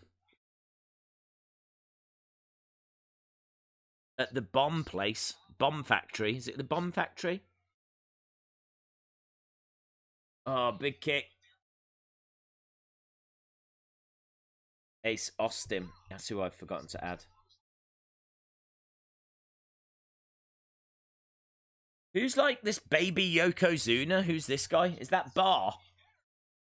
Look at little baby Zuna. Oh, I love baby Zuna. Baby Zuna. Baby Zuna.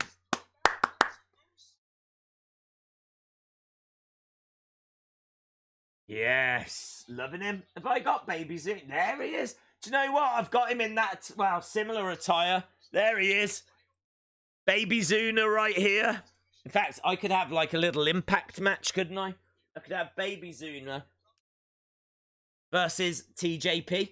Impact match. Baby Zuna won. There we go. Breaking news. Baby Zuna won.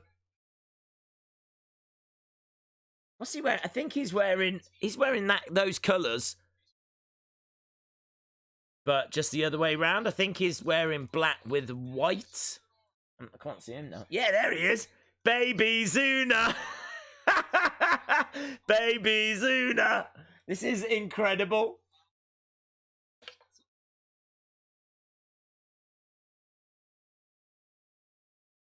Moose firing some forearms in.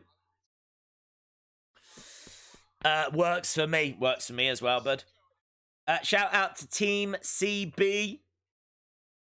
Please let me know if you find the belt. It seems like another Jericho incident. Yes. Yeah, I need to check out that steak place because I might have left it there.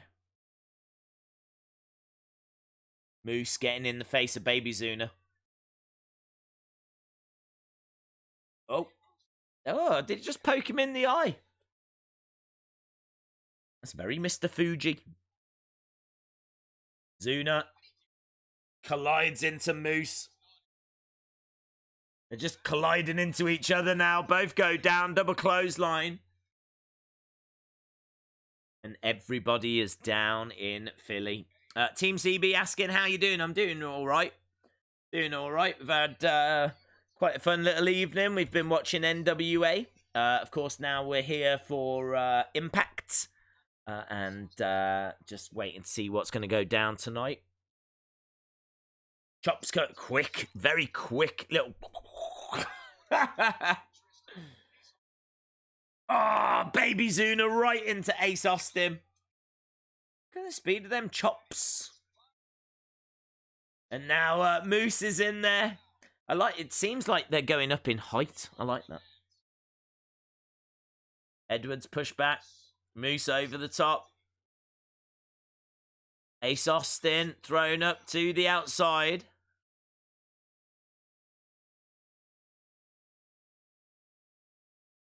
Edwards against the right. Oh, Baby Zuna getting in the way. Baby Zuna needs to pull up his tight. Like, we're going to see even smaller Zuna soon if he doesn't pull up his ring attire.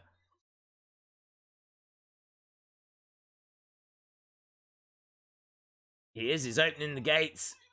Ah, big suicide dive. That was cool. He's proper out of breath now. He is proper knackered. He is sucking in some air.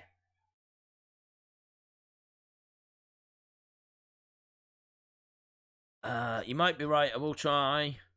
Daze, I definitely agree with you. In the deathmatch wrestling, it can be horrible, but good shows that are always good at CZW shows. Okay, very cool. I've not seen any, so I cannot comment. Hello, we're going to another commercial break. The very best of the 70s is back. Who's Christopher Knight? I don't know who that is. No, Perez Hilton. Celebrity experts. Television, film, pop culture. Morgan Fairchild. These must be like all old people. Very best of the 70s. Program I've never heard of. 3 victims of cybercrime every second. 1, 3 victims. 2, another 3. 3, another one. That's 12 people within that short space. It's another 12 again just there. Thank God Norton are here. Norton 360. That's the only protection you need.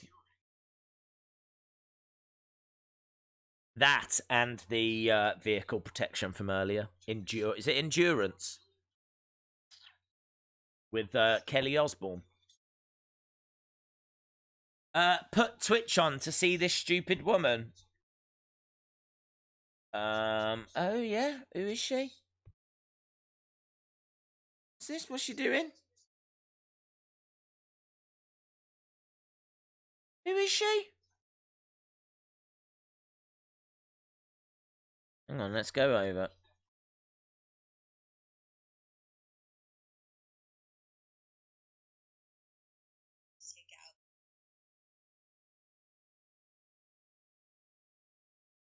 So the match.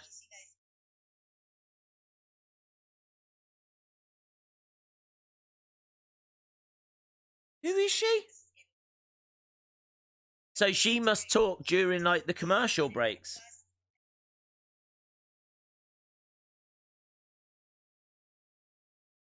Yeah, I don't like her. Can't stand people that watch wrestling and talk. Like, so annoying. Like, I just want to watch the show. You know what I mean? Anyone can watch wrestling and talk. There's no skill in that. There's no skill involved in what she's doing. Sham. She should be ashamed. She should be absolutely ashamed. Anyway, welcome back to the Wrestling Daze channel. Welcome back to the watch along. We are still enjoying some commercials. We are now at some kind of... They love music on Access, don't they? They absolutely love it. So I don't even know what this program's for. I just saw David Bowie.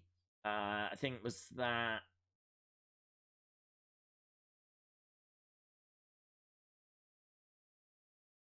Is this like some kind of rock countdown?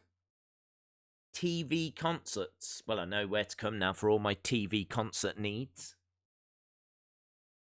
If I want to watch Leonard Skinner, then I know where to come. Sunday Night Rocks. Sunday Night Rocks.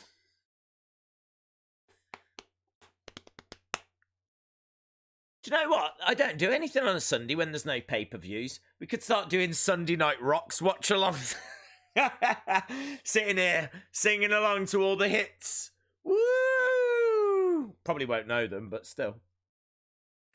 Anyway, guys, we're back underway with all of these great matches. And you might not have seen earlier that on Twitter, there was like this really big announcement that... all the matches at Lockdown are going to be in a cage.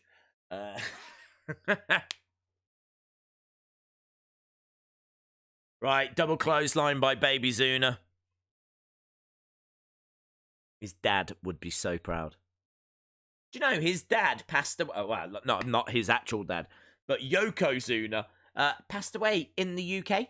Passed away in Liverpool. How crazy is that? Yokozuna died in Liverpool, which is where the Beatles were born. Nice drop kick by Moose. Why does he suddenly have a ponytail? I was embodying the woman that's on Twitch. Thank you. Yeah? I like the fact that you knew it was a ponytail, though.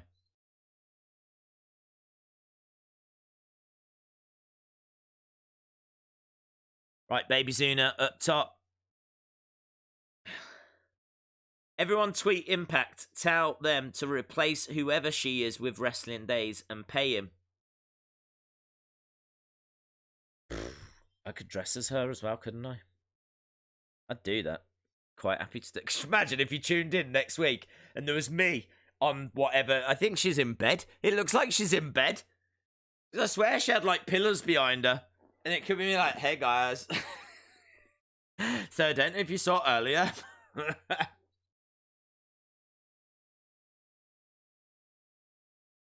Right, still underway with this match. Brian Cage is going to AEW. Well, we don't know if that's true. His wife came out and kind of said it wasn't true. I don't know what the latest is now. I don't know if his wife is like swerving us all. Moose has got Ace Austin up, and Ace Austin comes flying down. Lovely kicks by Baby Zuna. Big boot by Moose. Oh. How long we got? We haven't got very long here. We've still got this Tessa sit-down interview. Another commercial break. Another commercial break. Right, another commercial break. We got some woman on a laptop. Go, daddy. Go, daddy. Do you use sleep equipment? Yes, I use a pillow, a quilt, a mattress, and a bed. So I did. What are they using? What is this? So clean, fast and simple. What do you do? Put your equipment in. Close the lid. What equipment? What are you lot doing in America? So clean, saves you time. There's no hassle. What are you putting in there? Risk free. Is this for like if you can't breathe properly and you need like tubes and stuff, because that's the only thing I've seen.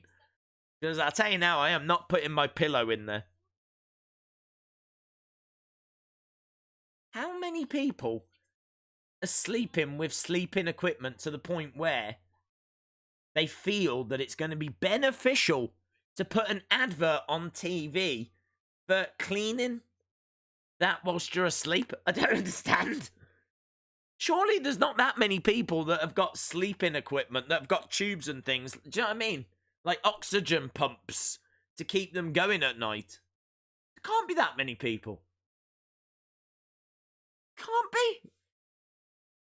If I wasn't using my phone to stream, I would be Googling that right now. I want to know numbers. How many people in America need sleeping equipment?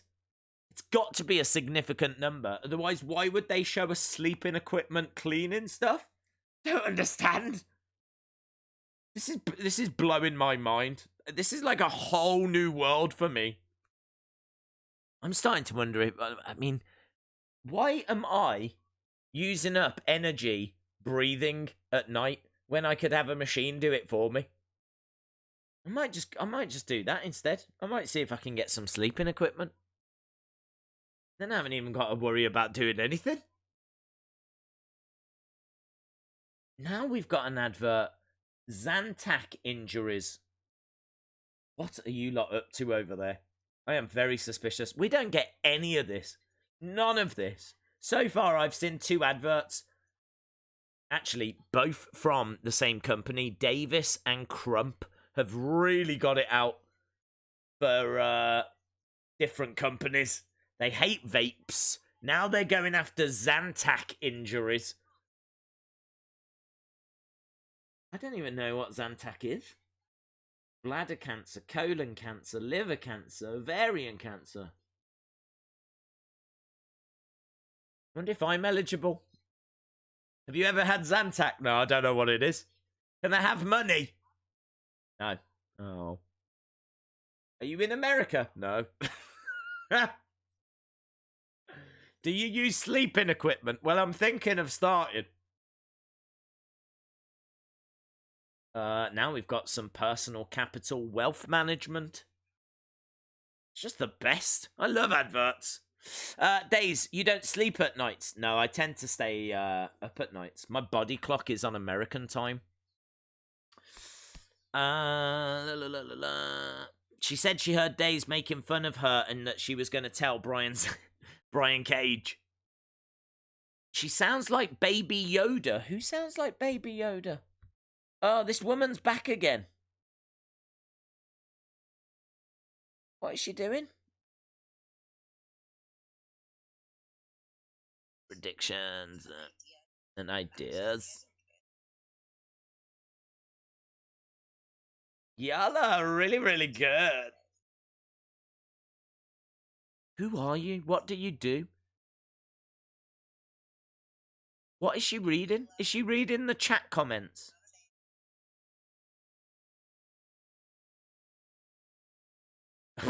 It translates gross. You need to stop with that.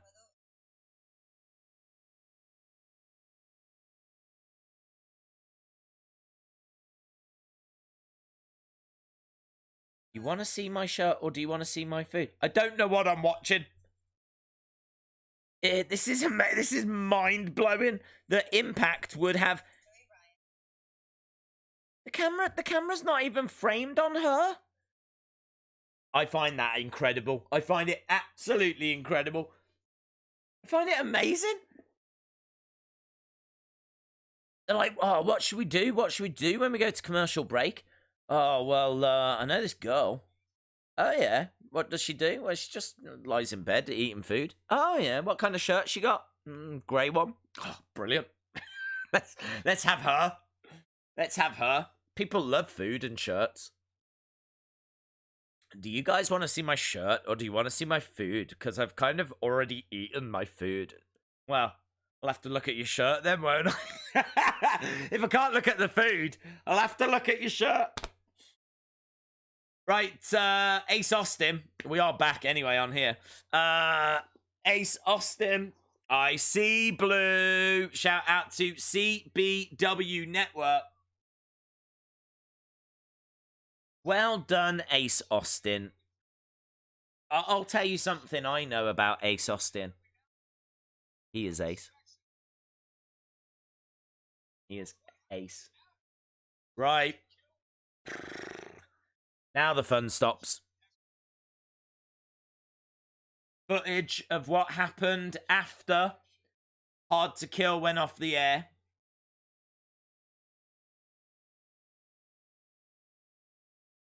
Who's that guy? Who's that guy in the ring? I saw footage of him bouncing around.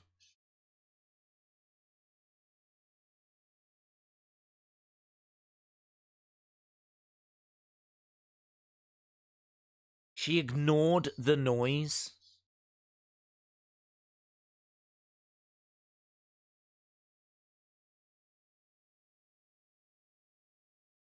Why are they talking in hushed tones?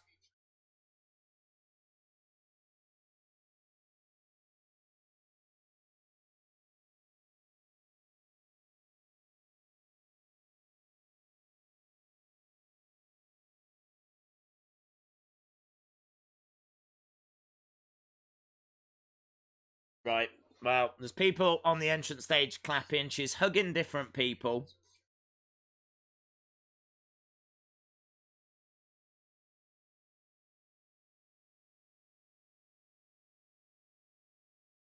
That crowd ain't going crazy.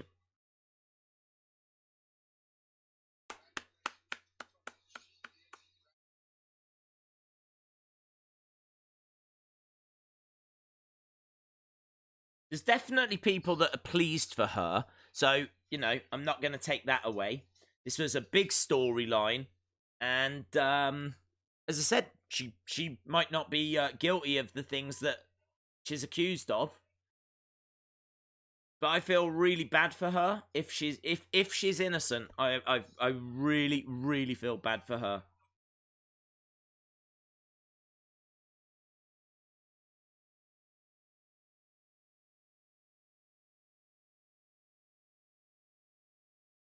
You're going to inspire an entire generation.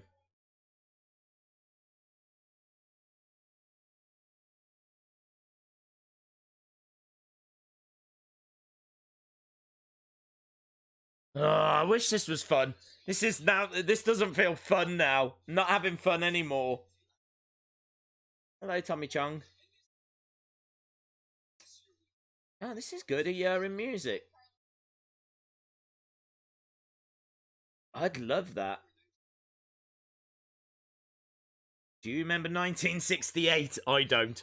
Well, I don't either. For very good reason. Mainly because I'd be 50 something. When you look good, you feel good.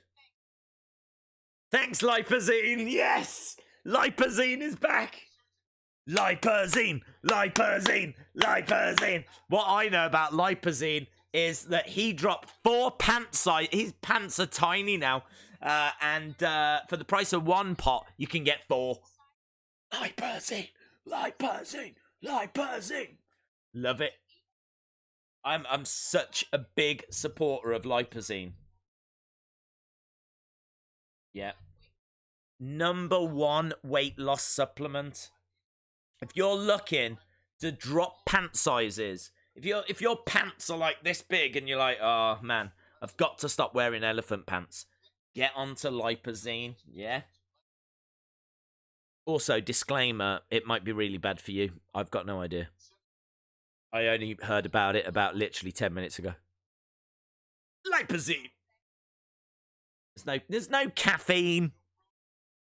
There's no frozen meal plans. Get that out of your head. Yeah? Don't you sitting there thinking, I bet there's frozen meal plans. No. No. Here you go, Pete. Have these as well. They're all free. No, look how pleased he is. I get all this Lipazine. Yes. $29.95. And you get a free bottle of something. We found that out. Here we go. Double your order. Free shipping. Have that as well. Free shipping. What else are they giving me? God, they'll be giving me sleeping equipment next. You can get Meta Bow Up Plus. Free. Have that free. Free shipping. 4 lipozines. Amazing. Pain. Swelling. Stiffness. Who are we suing now? Who should we sue? Oh. Copper Fit. Compression gloves. That's what Seth Rollins needs. Seth Rollins walks around with one glove on, doesn't he? Maybe The Fiend as well. Do they come in hurt and heal? These... They look really good, actually. Like, perfect for Seth. Sure grip bands. For that guy. Working away. Gripping. Everything's gripping. No problem with his grip. Wonderful grip. The grip. He's never had grip like it. It's like having hands, but better. Do you know what I mean? If I could somehow get rid of my hands and just replace them with, like, hands made out of these gloves. Fit gloves. GetCopperFitGloves.com. It works. It just works. Look at her. She's just like, oh, my hands. I hate these hands. Now she's ready to go, man. Look at that. She can drive in them. She can sleep in them. She can text in them. She can do anything. The world is oyster now. $19.99. Bargains. I need that for my knees. They don't do knees. They don't do knees. They do free shipping. And there's no frozen meal plans. I don't want you to think that if you're going to buy these gloves. Feel better with copper. They're copper infused compression gloves. Madness. I would 100% watch a day's live stream of him just experiencing different American TV commercials. I'm loving it. I'm having the time of my life. I don't know if I've ever been this happy. Absolutely loving it. AI. I've never seen that film. Artificial Intelligence. It's quite old now, isn't it? It's like, what, 2003? Something like that. World-class fighters. Combate Americas. The roughest fights. MMA. Mocha Mas Action. The best of combate. That's the Thunder Rosa stuff. What's going on? Are we not getting this sit-down interview? I don't know what's happening. That's not Tessa. Is that Tessa? Tessa has changed, man. Some old guy sat down with some other guy. And they're surrounded with guitars. Giddy Lee. Giggity giggity. He took him to Disney for my ice cream and a picture of Minted Days. Does the Fiend still need revenge? Against certain people, yes. We could stream QVC. We could. We've got 8 minutes left. The girl is still there. Oh, what's she up to now? Oh, yeah, she is. What is she up to? She's been a legend for a long time. Someone's at her door now. It's the Fiend. Let him in. Let him in.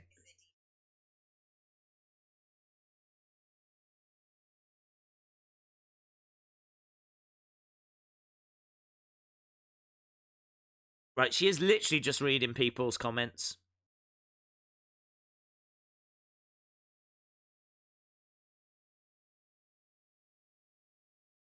How long is there? Where is she? She's not even at a desk. I swear to God, she's in bed. It looks like she's in bed. Giddy Lee is the bass player for Rush. Wow. I for a second I thought it was Tessa Blanchard. It's Brian Cage's wife. What? That's Brian Cage's wife. Melissa is Brian Cage's wife. Oh, right. Well, no offense to Brian Cage, but his wife is really annoying. Why is she doing that? I don't understand.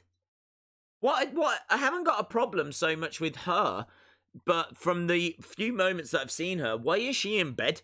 Or why is she on a sofa? I don't understand. Surely she should be in some kind of like CGI studio. Something like this, you know? I feel like that's a quick fix. Days, check Twitter. Orange Santa has made a t-shirt. Shay says her laptop almost fell. Breaking news. Breaking news. Right, talking of breaking news, we've got Josh Matthews sitting down with Tessa. This is going to be a loving, isn't it? How you feeling? She's on top of the world. I am just on top of the world. No, things couldn't be better.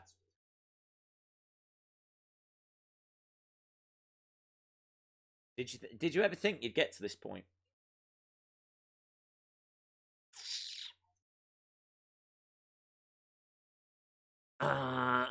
Anyone feel time is running out and it's going to be Tessa? Are you sorry? No, it won't be anything like that. They're not going to talk about it. Plus, I mean, they're just allegations. So I'm not even. I don't even need her to apologize.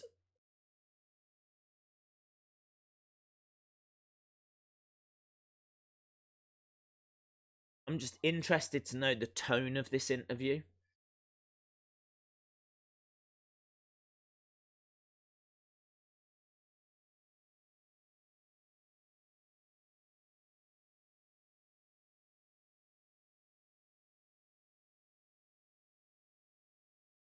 Do you feel vanquished?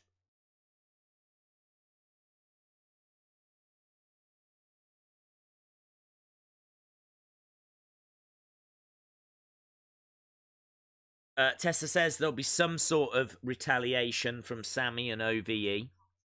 Impact is just happy that Tessa brought her clout. I think executives told Tessa not to hold the belt. Don't know why.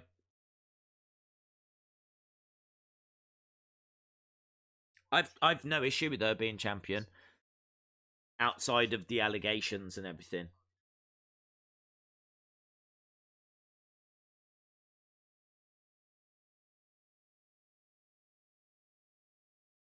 It was always supposed to happen this way. Feels good. It feels right.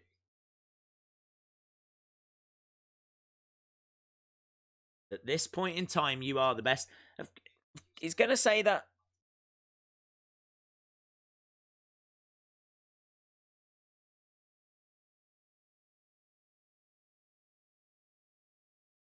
She says she's always believed in herself.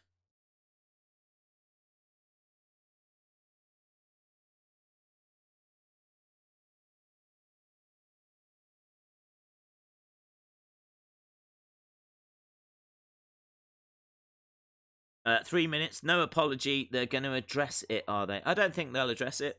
I don't think they will. Days would run in circles like little chihuahua.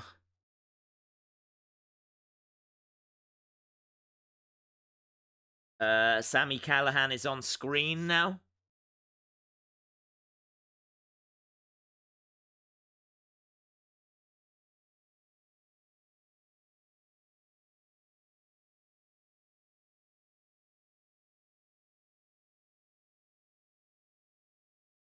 For the last 48 hours, all I've heard about is history. That's weird, because I've been hearing about other things.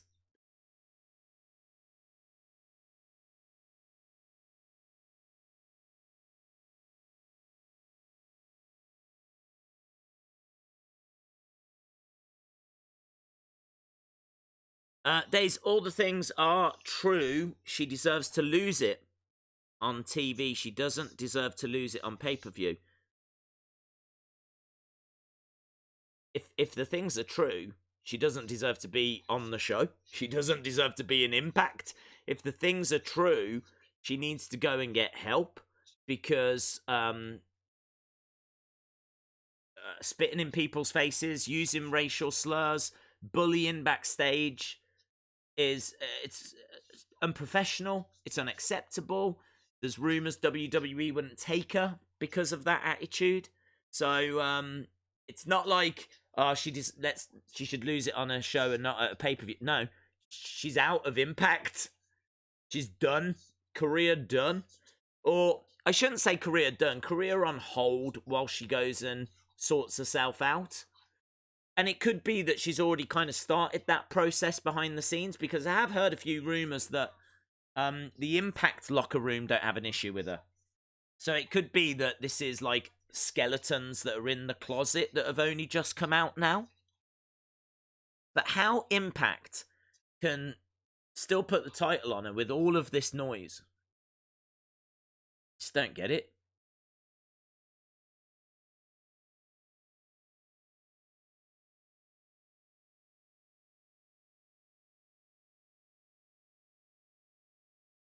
She's walking down because Sammy is there, apparently. She's looking for him.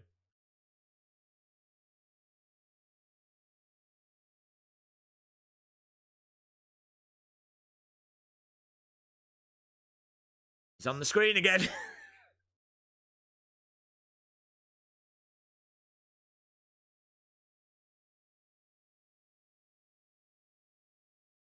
Did you think I would make it that easy?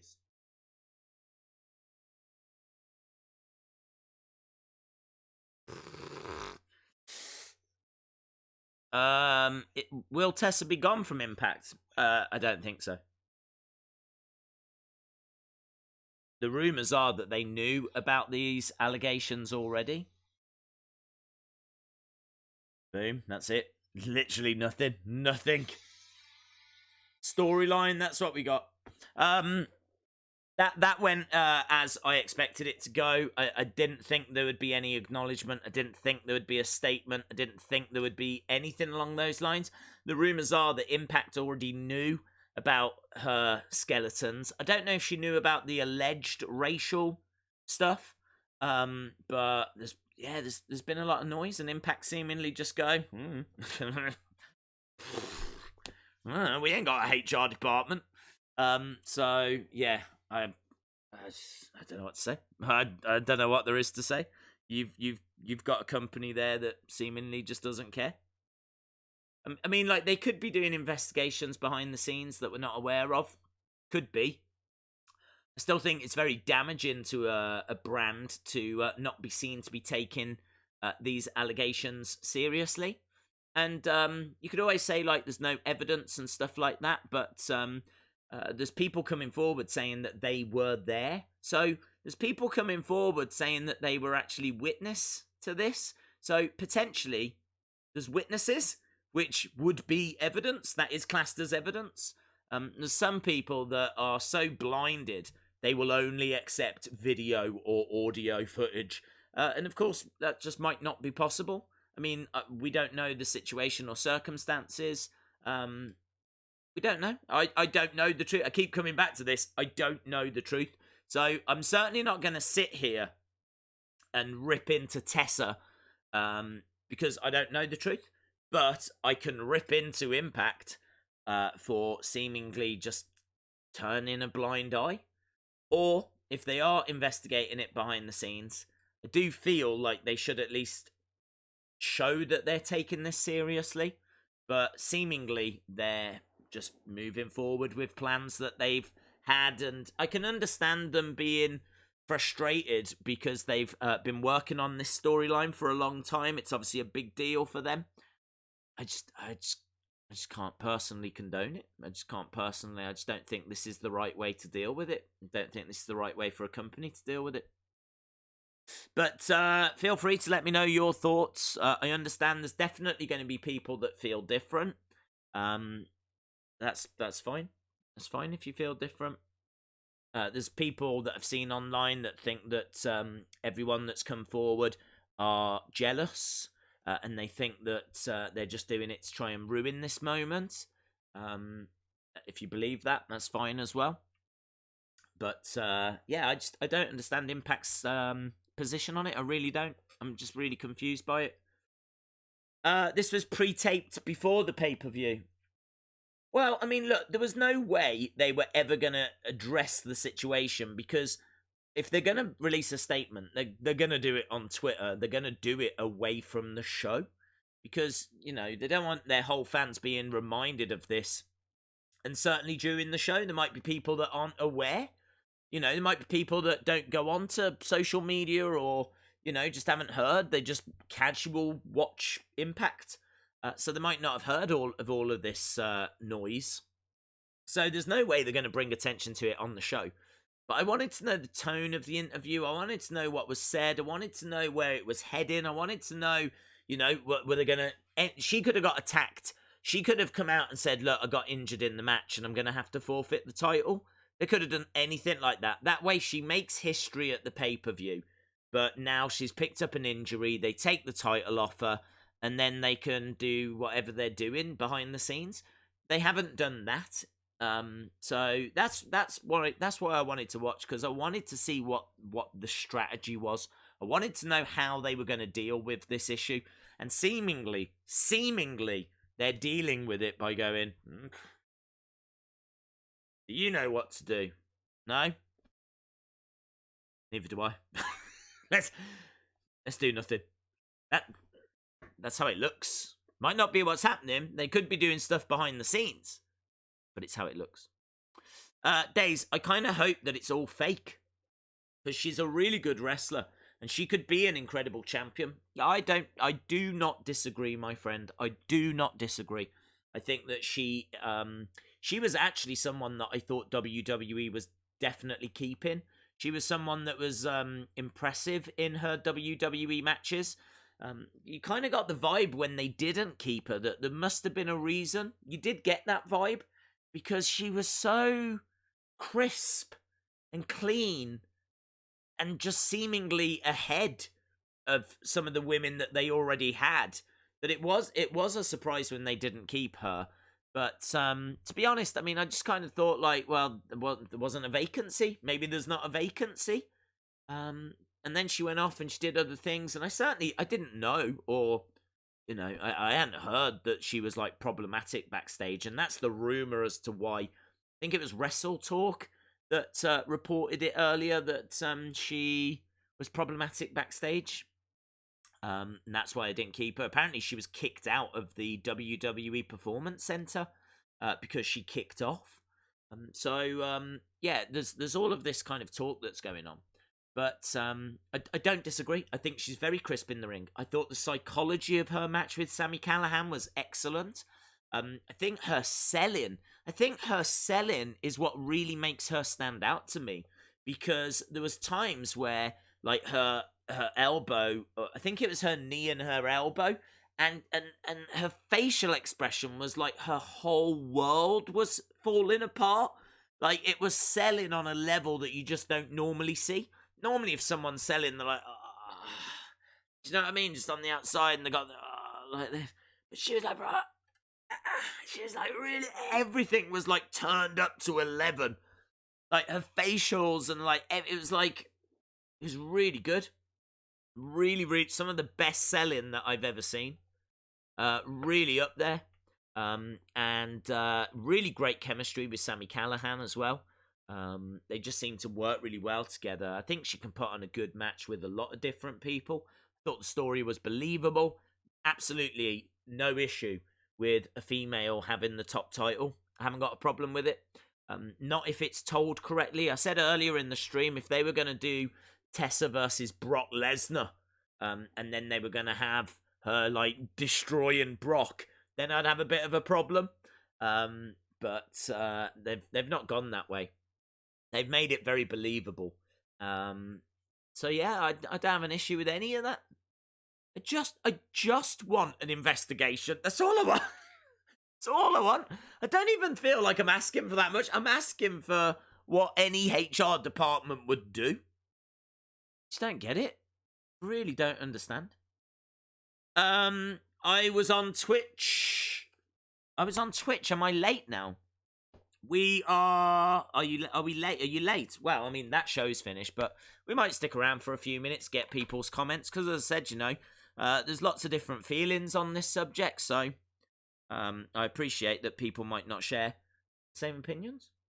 Did you see my video? I did not. Did you see my video? Callum Jess shouting out there, racism is not settled, only hush money to keep people quiet. If it was live, it's easy to change things up. If tonight was taped, what are they gonna do? Kind of hard to add in a different segment without explanation. I got 26,000 views on a Tessa video on Sunday. A lot of people wanted to hear people's thoughts on her, and people's thoughts are very divided. I agree with that. Impact title is the same as 24/7 title according to Brock Lesnar. Impact title is the same. Did he say that? I haven't heard him say that. Will you stream backstage? I don't think so, my friend, because we are gonna be... No, we're gonna be finishing up. I would have stuck around if I thought there was going to be something on the show. I mean, I'll probably keep an eye on backstage, but to be honest, I don't think there's going to be enough there to actually stream, because the big kind of talking point is they've got the Usos on the show. So yeah, I'm not too sold on it.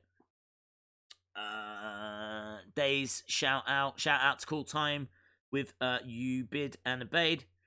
It was my first time watching Impact and I enjoyed it. I actually thought the show was good, yes. I enjoyed Hard to Kill, thought it was good.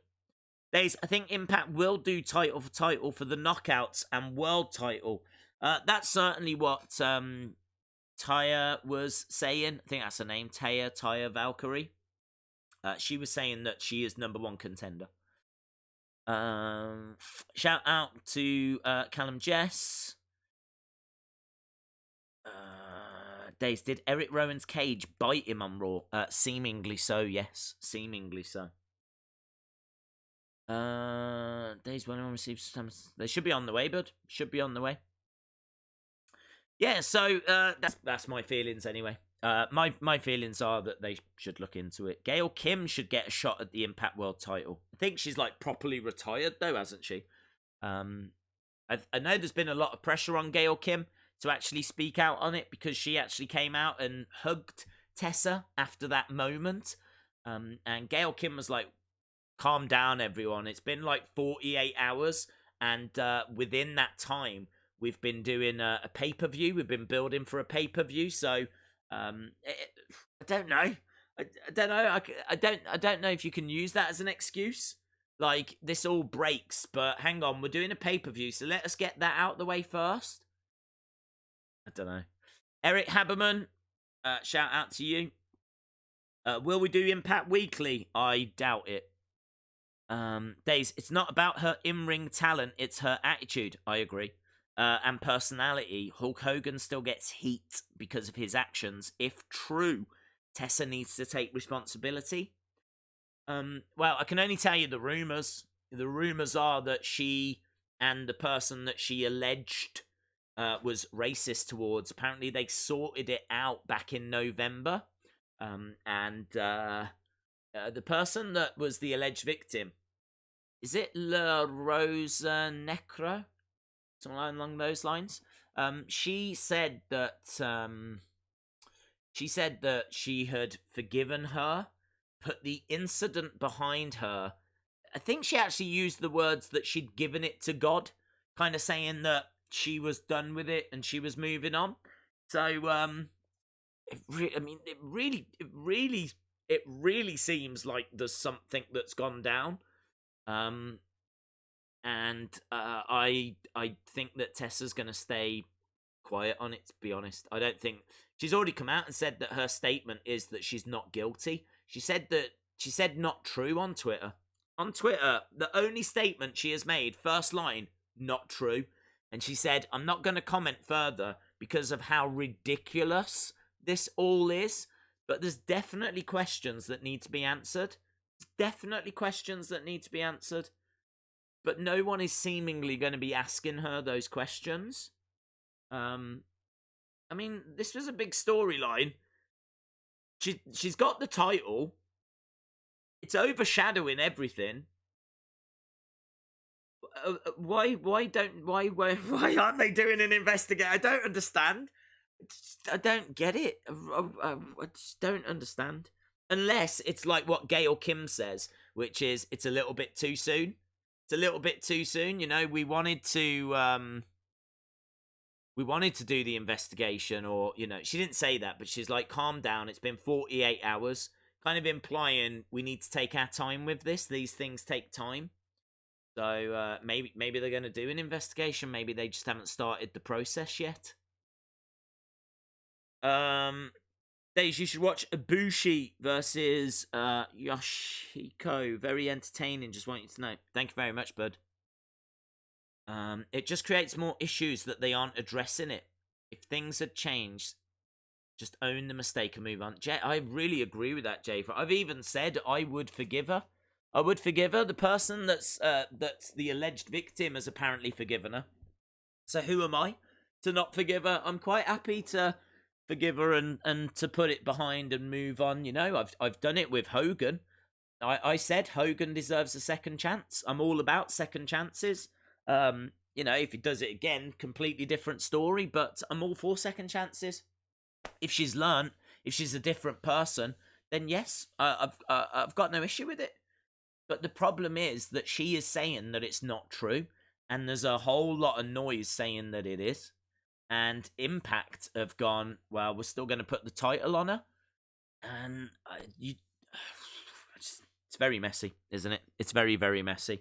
And unfortunately, we didn't really get any answers or anything further tonight. But then I have to be honest, I wasn't expecting it. But what I will say, I don't want to end on that downer. Although saying that, I will just read this from Carol because that first line caught my eye. Carol says, having been bullied long ago at school, it's not something that you get over quickly. It's a horrible trait for someone to have if she's always had that attitude. I hope she can just say sorry and we can all enjoy her title reign. Yesh says, I would not forgive her. It's not just a wrestling match to them. These are people that she has to work with and trust. I believe in second chances. I understand your point. I believe in second chances. I believe that she could be a power for good. I believe that she could stand up for people in the future. She could, you know, rehabilitation, all of that kind of stuff. She could be a really positive force in a locker room. There's no need to, like, run other people down. There's no need for her to be nasty to other people. If these are true, these are just... This, again, is the problem. I'm sitting here talking about these allegations, and the more I'm talking about it, the more that she's being associated with it. Like, we're talking about it right now. People on Twitter are talking about it right now. Like, you go onto Twitter, put in Tessa Blanchard, go down, you're going to see people talking about this. So people are still talking about it. We can't move on from it. And all the time we're talking about it and she's being associated to it, it's having a negative impact on her and on Impact. So they've got to move quick. I really don't think that you can move slow on these kinds of things. Just needed a statement. I mean, with the Jim Cornette thing and NWA, they came out on the night that it had aired. They saw that people were upset, and they made a statement saying one of our talents has made some comments that we don't agree with or aren't in line with our company. And I think Jim Cornette then basically quit. He was like, look, I'm not being thrown under the bus. And that was quite a messy situation because that was taped. And the comment that he had made had been deemed acceptable. The people that had edited NWA had heard what he had said, clearly didn't have an issue because they left it in the show. And so there's a little bit of responsibility that needs to be shared around when it comes to the NWA. Not just the fact that he had said it, but the fact that it even made air because it was a taped show. But that night they came out with a statement. They saw the reaction and they were like, blah blah blah blah blah. And Jim was like, I don't appreciate being thrown under the bus, and so he ended up quitting. So that was all within like 12 hours, not even that. And here we are, like a good 72 hours or so, and still absolutely nothing, seemingly nothing happening. And wrestling fans aren't going to forget. Tommy Dreamer said that there was an incident that did happen in New Japan. He said it yesterday on Busted Open. What about Tessa? Tessa was involved in that, was she? Daze, what's your favourite NWA superstar? I really like Thunder Rosa. Carol says she could be a fantastic role model if she owns up to her past and learns from it and shows others how. She is an amazing wrestler. Yep, completely agree. Completely agree. She can be a power for good. You know, she can completely flip it around. We've actually got someone in the UK, Ben Stokes, who is a cricketer, and he was getting into trouble. He was like having fights in the street. This is like one of our best sportsmen. You don't need to know anything about cricket, right? You might as well switch the word cricket for baseball, okay? So I don't know who a big famous baseball star is in America, but pretend it's them. So you've got this guy that people really look up to, big sports star, one of our greatest ever players as well. And he's, causing trouble and having fights in the streets and all of this kind of stuff. And he's completely put that all behind him now. And now he's like knuckling down and really working on his gift, which is playing cricket. He's just won our Sports Personality of the Year, which is like our big sporting award. He's just won the Sportsman, the UK Sportsman of the Year for 2019. They gave it to Ben Stokes. They gave it to this cricketer. And honestly, going back a few years, he was like public enemy number one. People really didn't like him. And that's just a small example as to how someone can like turn themselves around and like be, a really positive role model. And just think of the role model that Tessa is now for all the young girls coming through that are now looking at these opportunities. I mean, it's such a big thing that happened on Impact. You can't dilute the fact that a female winning like a major world heavyweight championship, which seemingly was just for the boys, that going into female hands is a really big thing. Something that I think was told really well, done really well, built really well. It's such a shame. It's such a shame. There's legit no winners in this situation. No one is winning here. No one is winning. Impact isn't winning. Tessa's not winning. The victims aren't winning. I'm frustrated over it. So the fans aren't seemingly winning. If you're a fan of Tessa, you've got to be frustrated because people aren't celebrating her like you want them to. If you want an investigation and one's seemingly not happening, you're going to be frustrated. Impact have got to be frustrated because of all of the build, all of the work is now getting overshadowed. The alleged victims have got to be frustrated because they're feeling ignored. Just absolutely no one is winning right now. No one is winning. Daze, Indian cricketer Virat Kohli is best friends with Ben Stokes. Very cool. Like Alondra Blaze tossing the WWF women's title in the trash when she quit. She was that was a little different because it was kind of like booked that way, wasn't it, with Eric Bischoff and everything. But yeah, in a way, if you want, she was forgiven by Vince. Went into the Hall of Fame. Won the 24/7 championship for a very small time last year. So, I just TB silence on the matter speaks volumes. If one blamed me of such, I'd be singing like a mockingbird. Oh, right, you're saying the fact that she stayed quiet. I do think it's been wise, actually, for her to stay quiet on Twitter. There's no way that she can reply to everyone. And no one's going to believe her, to tell the truth. Whatever she comes out with on Twitter, people are going to be sending GIFs and GIFs and, you know what I mean, like taking her words and twisting them. I don't know if I'm surprised in Tessa staying quiet or if I'm surprised in Impact staying quiet. I think it's Impact that I've got the problem with, believe it or not. It's Impact that are winding me up, more so than Tessa. Because I don't know if Tessa's done it, as I keep saying. I don't know. So I don't know. But, yeah, Impact's reaction to it is the one that's getting to me. You're right, Eric. I forgive those that have wronged me. Words still hurt. If someone kicks you in the shins, you can forgive them. And your shins, even if your shins still hurt. I'm buying Daryl. That very cool, bud. Tessa used a racist epitaph. Oh, hello. That disappeared. Did it disappear? I think it disappeared. Oh, no. To demean someone, and does so in certain circles. Well, look, it is really bad if true. But, I mean, I don't think there's anyone that's going to... Well, sadly, there would be people that would say that it's not bad. But, of course, they're not the kind of people that I want to associate with. If the allegations are true, then anyone that I respect would say that it is horrific and unacceptable. I don't think there's any debate in that. Impact does not care about Tessa. Daze, did you ever come to Calgary or Toronto? Yes, I've been to Toronto twice, maybe 3 times. I've been to Toronto. I love the city. One of my favourite places in the world is Toronto. Fantastic shopping, lots of little interesting shops. But I love the underground network.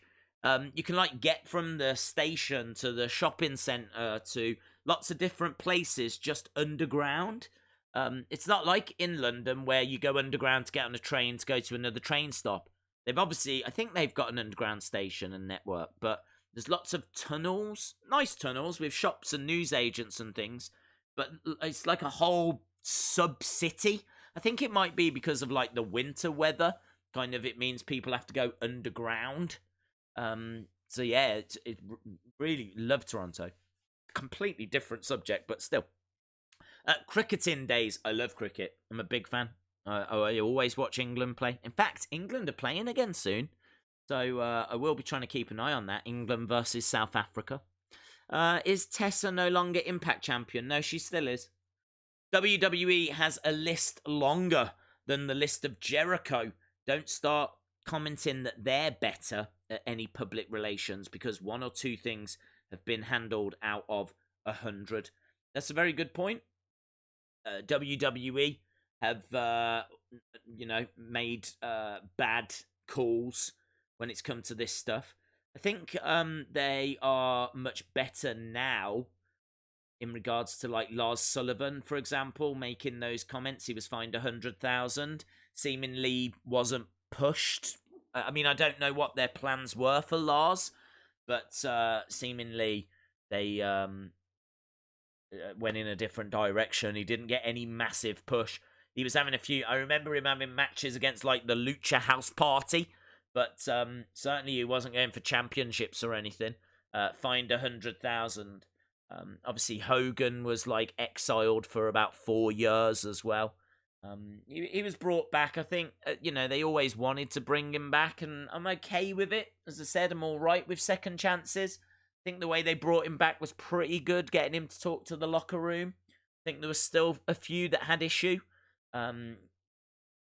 People like, I think, Big E in particular had an issue. I didn't like Hogan's comment, actually. Hogan made a comment of, if you didn't accept my apology, then you just don't understand the brotherhood of wrestling. What are you on about? You absolute idiot. You absolute fool. I mean, I'm sitting here surrounded with, like, Hulk Hogan stuff. Because, as I said earlier, if you're into wrestling, it's the only wrestler that people tend to know. So for your birthday and everything, they're like, oh yeah, Daze likes wrestling. Let's buy him a Hulk Hogan. Yeah, it's yeah, I thought that was a stupid comment. Stupid comment. But I do think they're getting better. The Impact one, I think, is very surprising because it's right now. This is current. And, yeah, just surprised. Days, I personally would forgive Tessa if she gave a long apology and said sorry to the victims. Well, she only needs to apologise if she's guilty, of course. And she might not be guilty. Days, my comment was to the chat claiming WWE would handle this better. Yeah, that's fine. I agree that WWE have got a poor history when it comes to this stuff. But I think, as I said, I think their more recent history has been better. But even they make mistakes. I mean, look at that Triple H joke, which you're gonna get this stuff. For me, it's how you handle it. I don't know how Triple H has handled it, actually. I'm guessing he's called Paige behind the scenes, but when Jordan Miles thought they were racist, they jumped on him real quick. The Jordan Miles situation was very interesting because I have all along thought it was a misunderstanding. He obviously didn't take it that way, but equally they came out. I mean, he was very, very vocal on Twitter. I mean, for those of you that don't know, there was a T-shirt that had lips and teeth, and it was a smile, and it said Jordan Miles. And the reason why is because he's quite famous for his smile. When he was coming down, he was quite happy.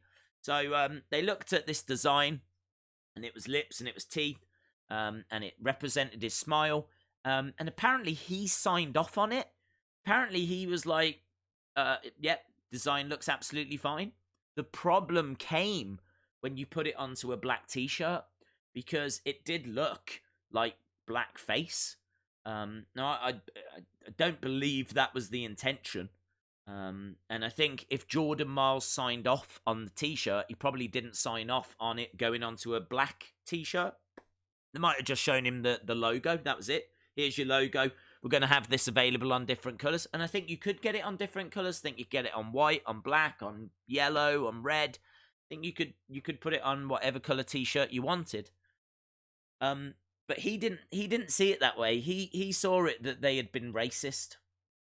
He saw it that they were being racist. I mean, for me, I have no idea why a multi-international company would want to be racist, would seemingly go out of their way to be racist. I don't know what they would gain from that.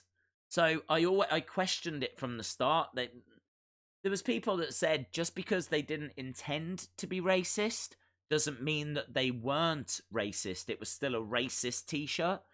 I suppose in a way I can see that argument. It's a very interesting conversation. It is a very interesting conversation. Not an easy conversation for us to be having because it's very personal in people's views. But to be honest, my opinion on it was that I didn't think that they had intentionally set out to be racist. I could understand that he had taken it that way. And so, obviously, there needed to be, it needed to be handled delicately. They changed the t-shirt straight away. I think they contacted him to try and reassure him that that was not their intention. I don't know if an apology was issued. But he continued. This was the problem. He had taken offense to it, that he continued and just kept going, and seemingly at that point there was no way to stop this from continuing to snowball. I think they tried to explain their position. They changed the t-shirt design. I don't know if they apologized. I can't say that they did because I don't know that they did. But this thing just snowballed. It just kept going. And it kept playing out in public. It kept playing out on Twitter, and it was a very interesting conversation because very similar to what we've got with Tessa. There was a bunch of people saying this isn't racist. You need to calm down. And then there was a bunch of people saying this is out of order. I can't believe they've done this to you. And yeah, it got out of control. I don't think there's. He actually apologized in the end. Jordan Miles. He agreed that it had got out of control. because he then started bringing in people into the conversation like Jay Lethal that just weren't even a part of it. But he was starting to make other accusations, and it was clear that he was so worked up over it that it just kept snowballing and it just kept going. But I would struggle to say that WWE were wrong in their dealing with that. The T-shirt was wrong, but I think it was an honest mistake. That's my honest opinion. I think that the design was fine. It looked offensive when it was put onto a black T-shirt, and I think they changed it straight away. I think they explained it to him straight away. I don't know about the apology. They should have apologized, but he just kept going, and that's when they came out and said, "Dude, you signed off on this. You signed off on this design." And they kind of stood their ground a little bit then. But I suppose they felt they had to because he was really ripping into them. It just kept on going, and obviously the T-shirt, it did look bad. So another situation where no one won. Another situation where no one won. There are people who tend to see racism where there is no racism that exists. I think what I found most interesting about that conversation was that I genuinely don't believe they intended to be racist. Okay, why would they? Honestly, why would they? 2019, multi-international company, billions of dollars, shareholders, stock market, all of this kind of stuff, sponsors. Why? Why would they go, do you know what we need to do right now? We need to come out with a racist T-shirt. They just wouldn't. They just would. I really don't believe they would. But the T-shirt was offensive. The T-shirt, I could totally see why that T-shirt caused offense. 100%.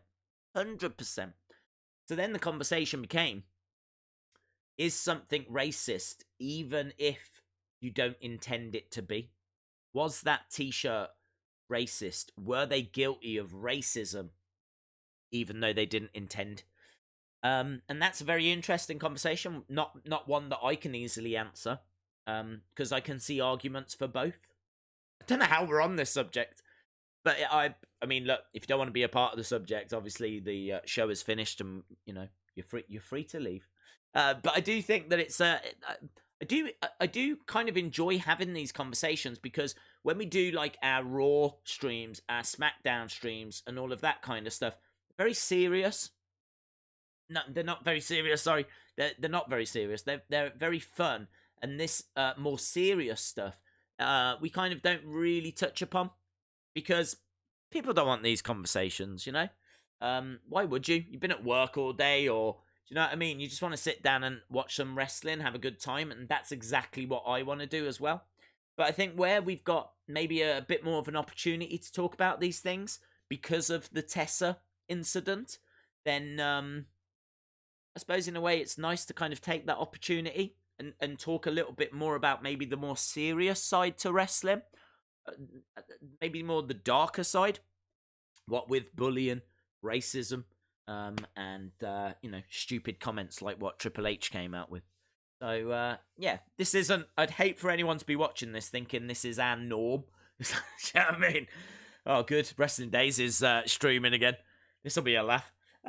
This isn't what we normally do, but I think for like a one-off, I think it's probably quite nice to sit down and just have an open and honest kind of conversation.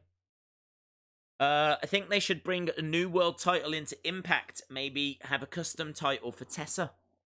BD Cool says, I agree, Daze. Do you remember the Fabulous Moolah?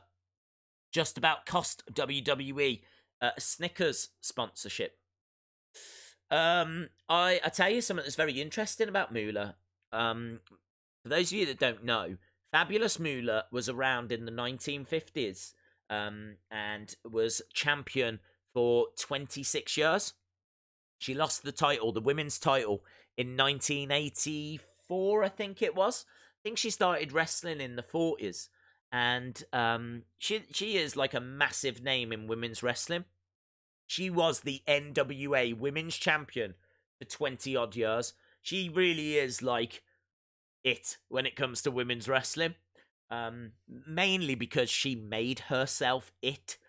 She did a lot of the booking. She trained a lot of the women, and of course, women's wrestling wasn't what it is today.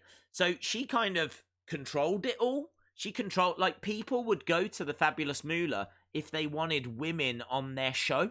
So if you was Impact and you're like, I think we should have a women's match, you would call up the Fabulous Moolah and you'd be like, can you get me 2 girls for a match on January the 12th? She'd be like, yeah, I've got a couple of girls that I can get for you. So, or she might put herself in the match and all this kind of stuff, okay? So because she was in such a powerful position, there was lots of allegations that she would abuse the women. She would force them to give their their pay packets, all of this stuff. There was loads. There was even like sexual assault allegations and like lots of different things.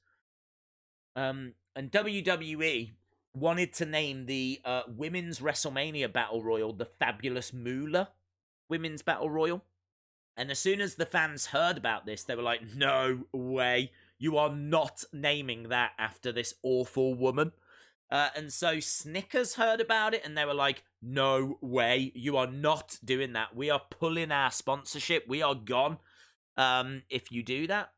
But there is something really interesting about this story. There's seemingly no evidence that it's true. There's no way for Fabulous Moolah to defend herself because she's not around anymore. And actually, there's a lot of women that since that happened that have come forward that worked with Fabulous Moolah that have said, I was with her for 15 years, 20 years. I was one of her girls. I never even heard of any of this stuff. Yes, they had to give her a percentage of their wages, but they said that it was a fair percentage. And it was because she was getting the work. She was able to get them the work. If it wasn't for her, they wouldn't have had any matches at all. So they were like, we didn't mind paying her to get us jobs. And it's really interesting. There is testimony from, I think, one woman. I want to say her name was Sweet Georgie Brown or something along those lines. Not brilliant with names. Can't quite think that was her name. And she came out with a lot of the stuff that we've just spoken about, the sexual assaults and all of this. A lot of people saying that they never saw it, they didn't hear of it, they were with her a lot, and it just wasn't a thing. Now, I'm not saying that didn't happen. I'm just saying that I don't think it was as rife or as big as what people were saying. And sadly, we'll never know the truth on that. But I think it was Bruce Pritchard that did a podcast and did an episode on the Fabulous Moolah. And I would urge that if you want to explore that more, search out Something to Wrestle with Bruce Pritchard and listen to the Fabulous Moolah episode. Whenever I'm walking Kia the dog, I'll always listen to him. I listen to any of the Conrad podcasts. I do listen to Jim Cornette, but as I said, he has done stuff in the past that it has needed to be forgiven. He's used racial slurs as well. And this is what I'm saying. I could forgive Tessa. If it's true, I could forgive her. Because I do believe in second chances. But yeah, it's just the fact that nothing's happening. There's no investigation, and we're all just I mean, look at this. I'm still here 40-odd minutes after the show's finished talking about all this controversial stuff. Because, no, we just don't know. No one knows. I agree, Daze. People should be careful on what they intend to do and make sure what they're getting across isn't offensive. Sweet Georgia Brown. That was a great Vice Dark Side of the Ring. Oh, I didn't see that. J Frog. I have never seen that episode on Sweet Georgia Brown, so I am going to check that out. I'm very, very interested in it because I'm not saying that there wasn't anything in the story, but I'm just saying that the way it was being made out was that there was loads of testimonies and loads of victims, and basically Moolah was this horrific person. And actually, I've listened to a few different podcasts and read a few different articles that say the contrary, that actually say it's not what everyone has been saying. Not that she's completely innocent, not saying that she never did anything wrong, but I'm just saying that there's actually more to that story than I think what the average wrestling fan probably knows about. Because I thought she was the worst thing in the world. I thought she was horrific. I thought everyone hated her. But then like you've got all these women coming out going, "No, she was brilliant. She was nothing but great to me." Even Bruce Pritchard's like, I worked with her from the 80s all the way through to the late 90s. I knew her for about 10, 15 years. I saw what she was like backstage, and she was wonderful. She was always asking about my kids and all this kind of stuff. And you're like, hang on, that's not the image I've got of this awful woman. So, yeah. I mean, you never know. I wasn't there. I don't know what the truth is. I don't know what the truth is with Tessa. But, it's interesting stuff. Tony says Tessa needs to go away for a bit. And then debut in WWE with an apology in the middle. Can I get an impression of Macho Man saying Elizabeth for a palate cleanser? Oh, that's a fair comment. Elizabeth,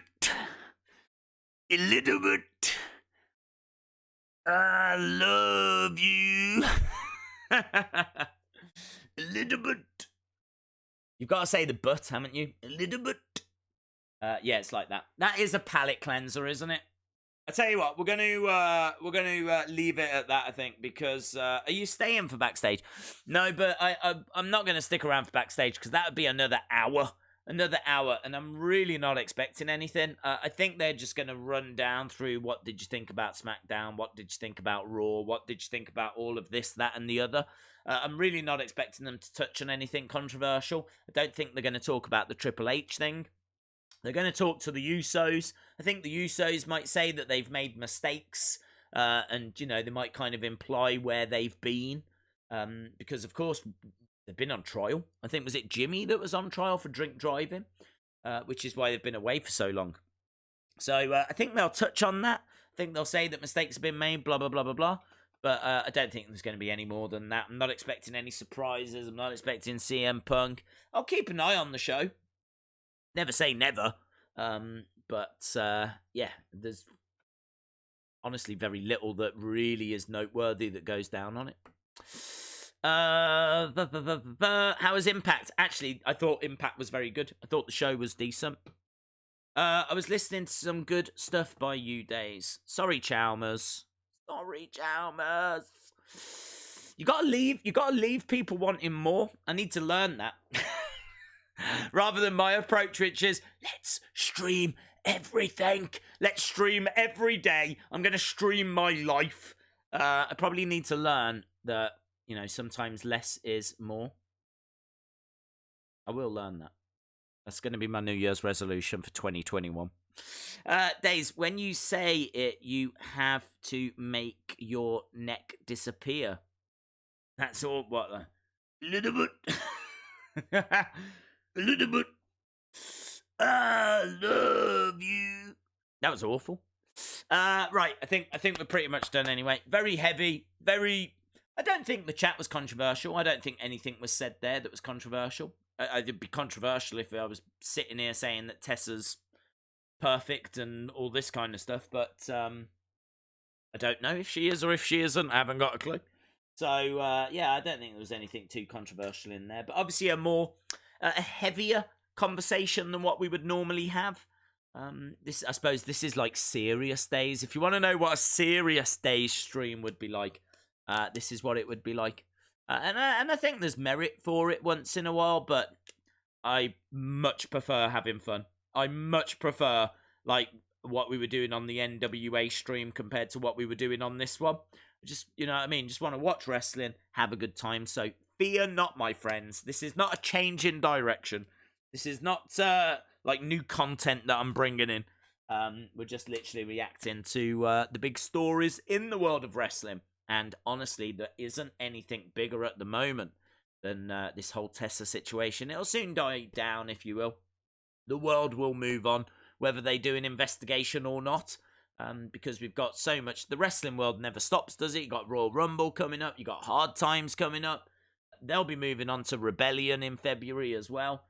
Obviously, this weekend as well, we got Conor McGregor UFC stream, which is going to be absolutely massive. That UFC stream is going to be absolutely huge.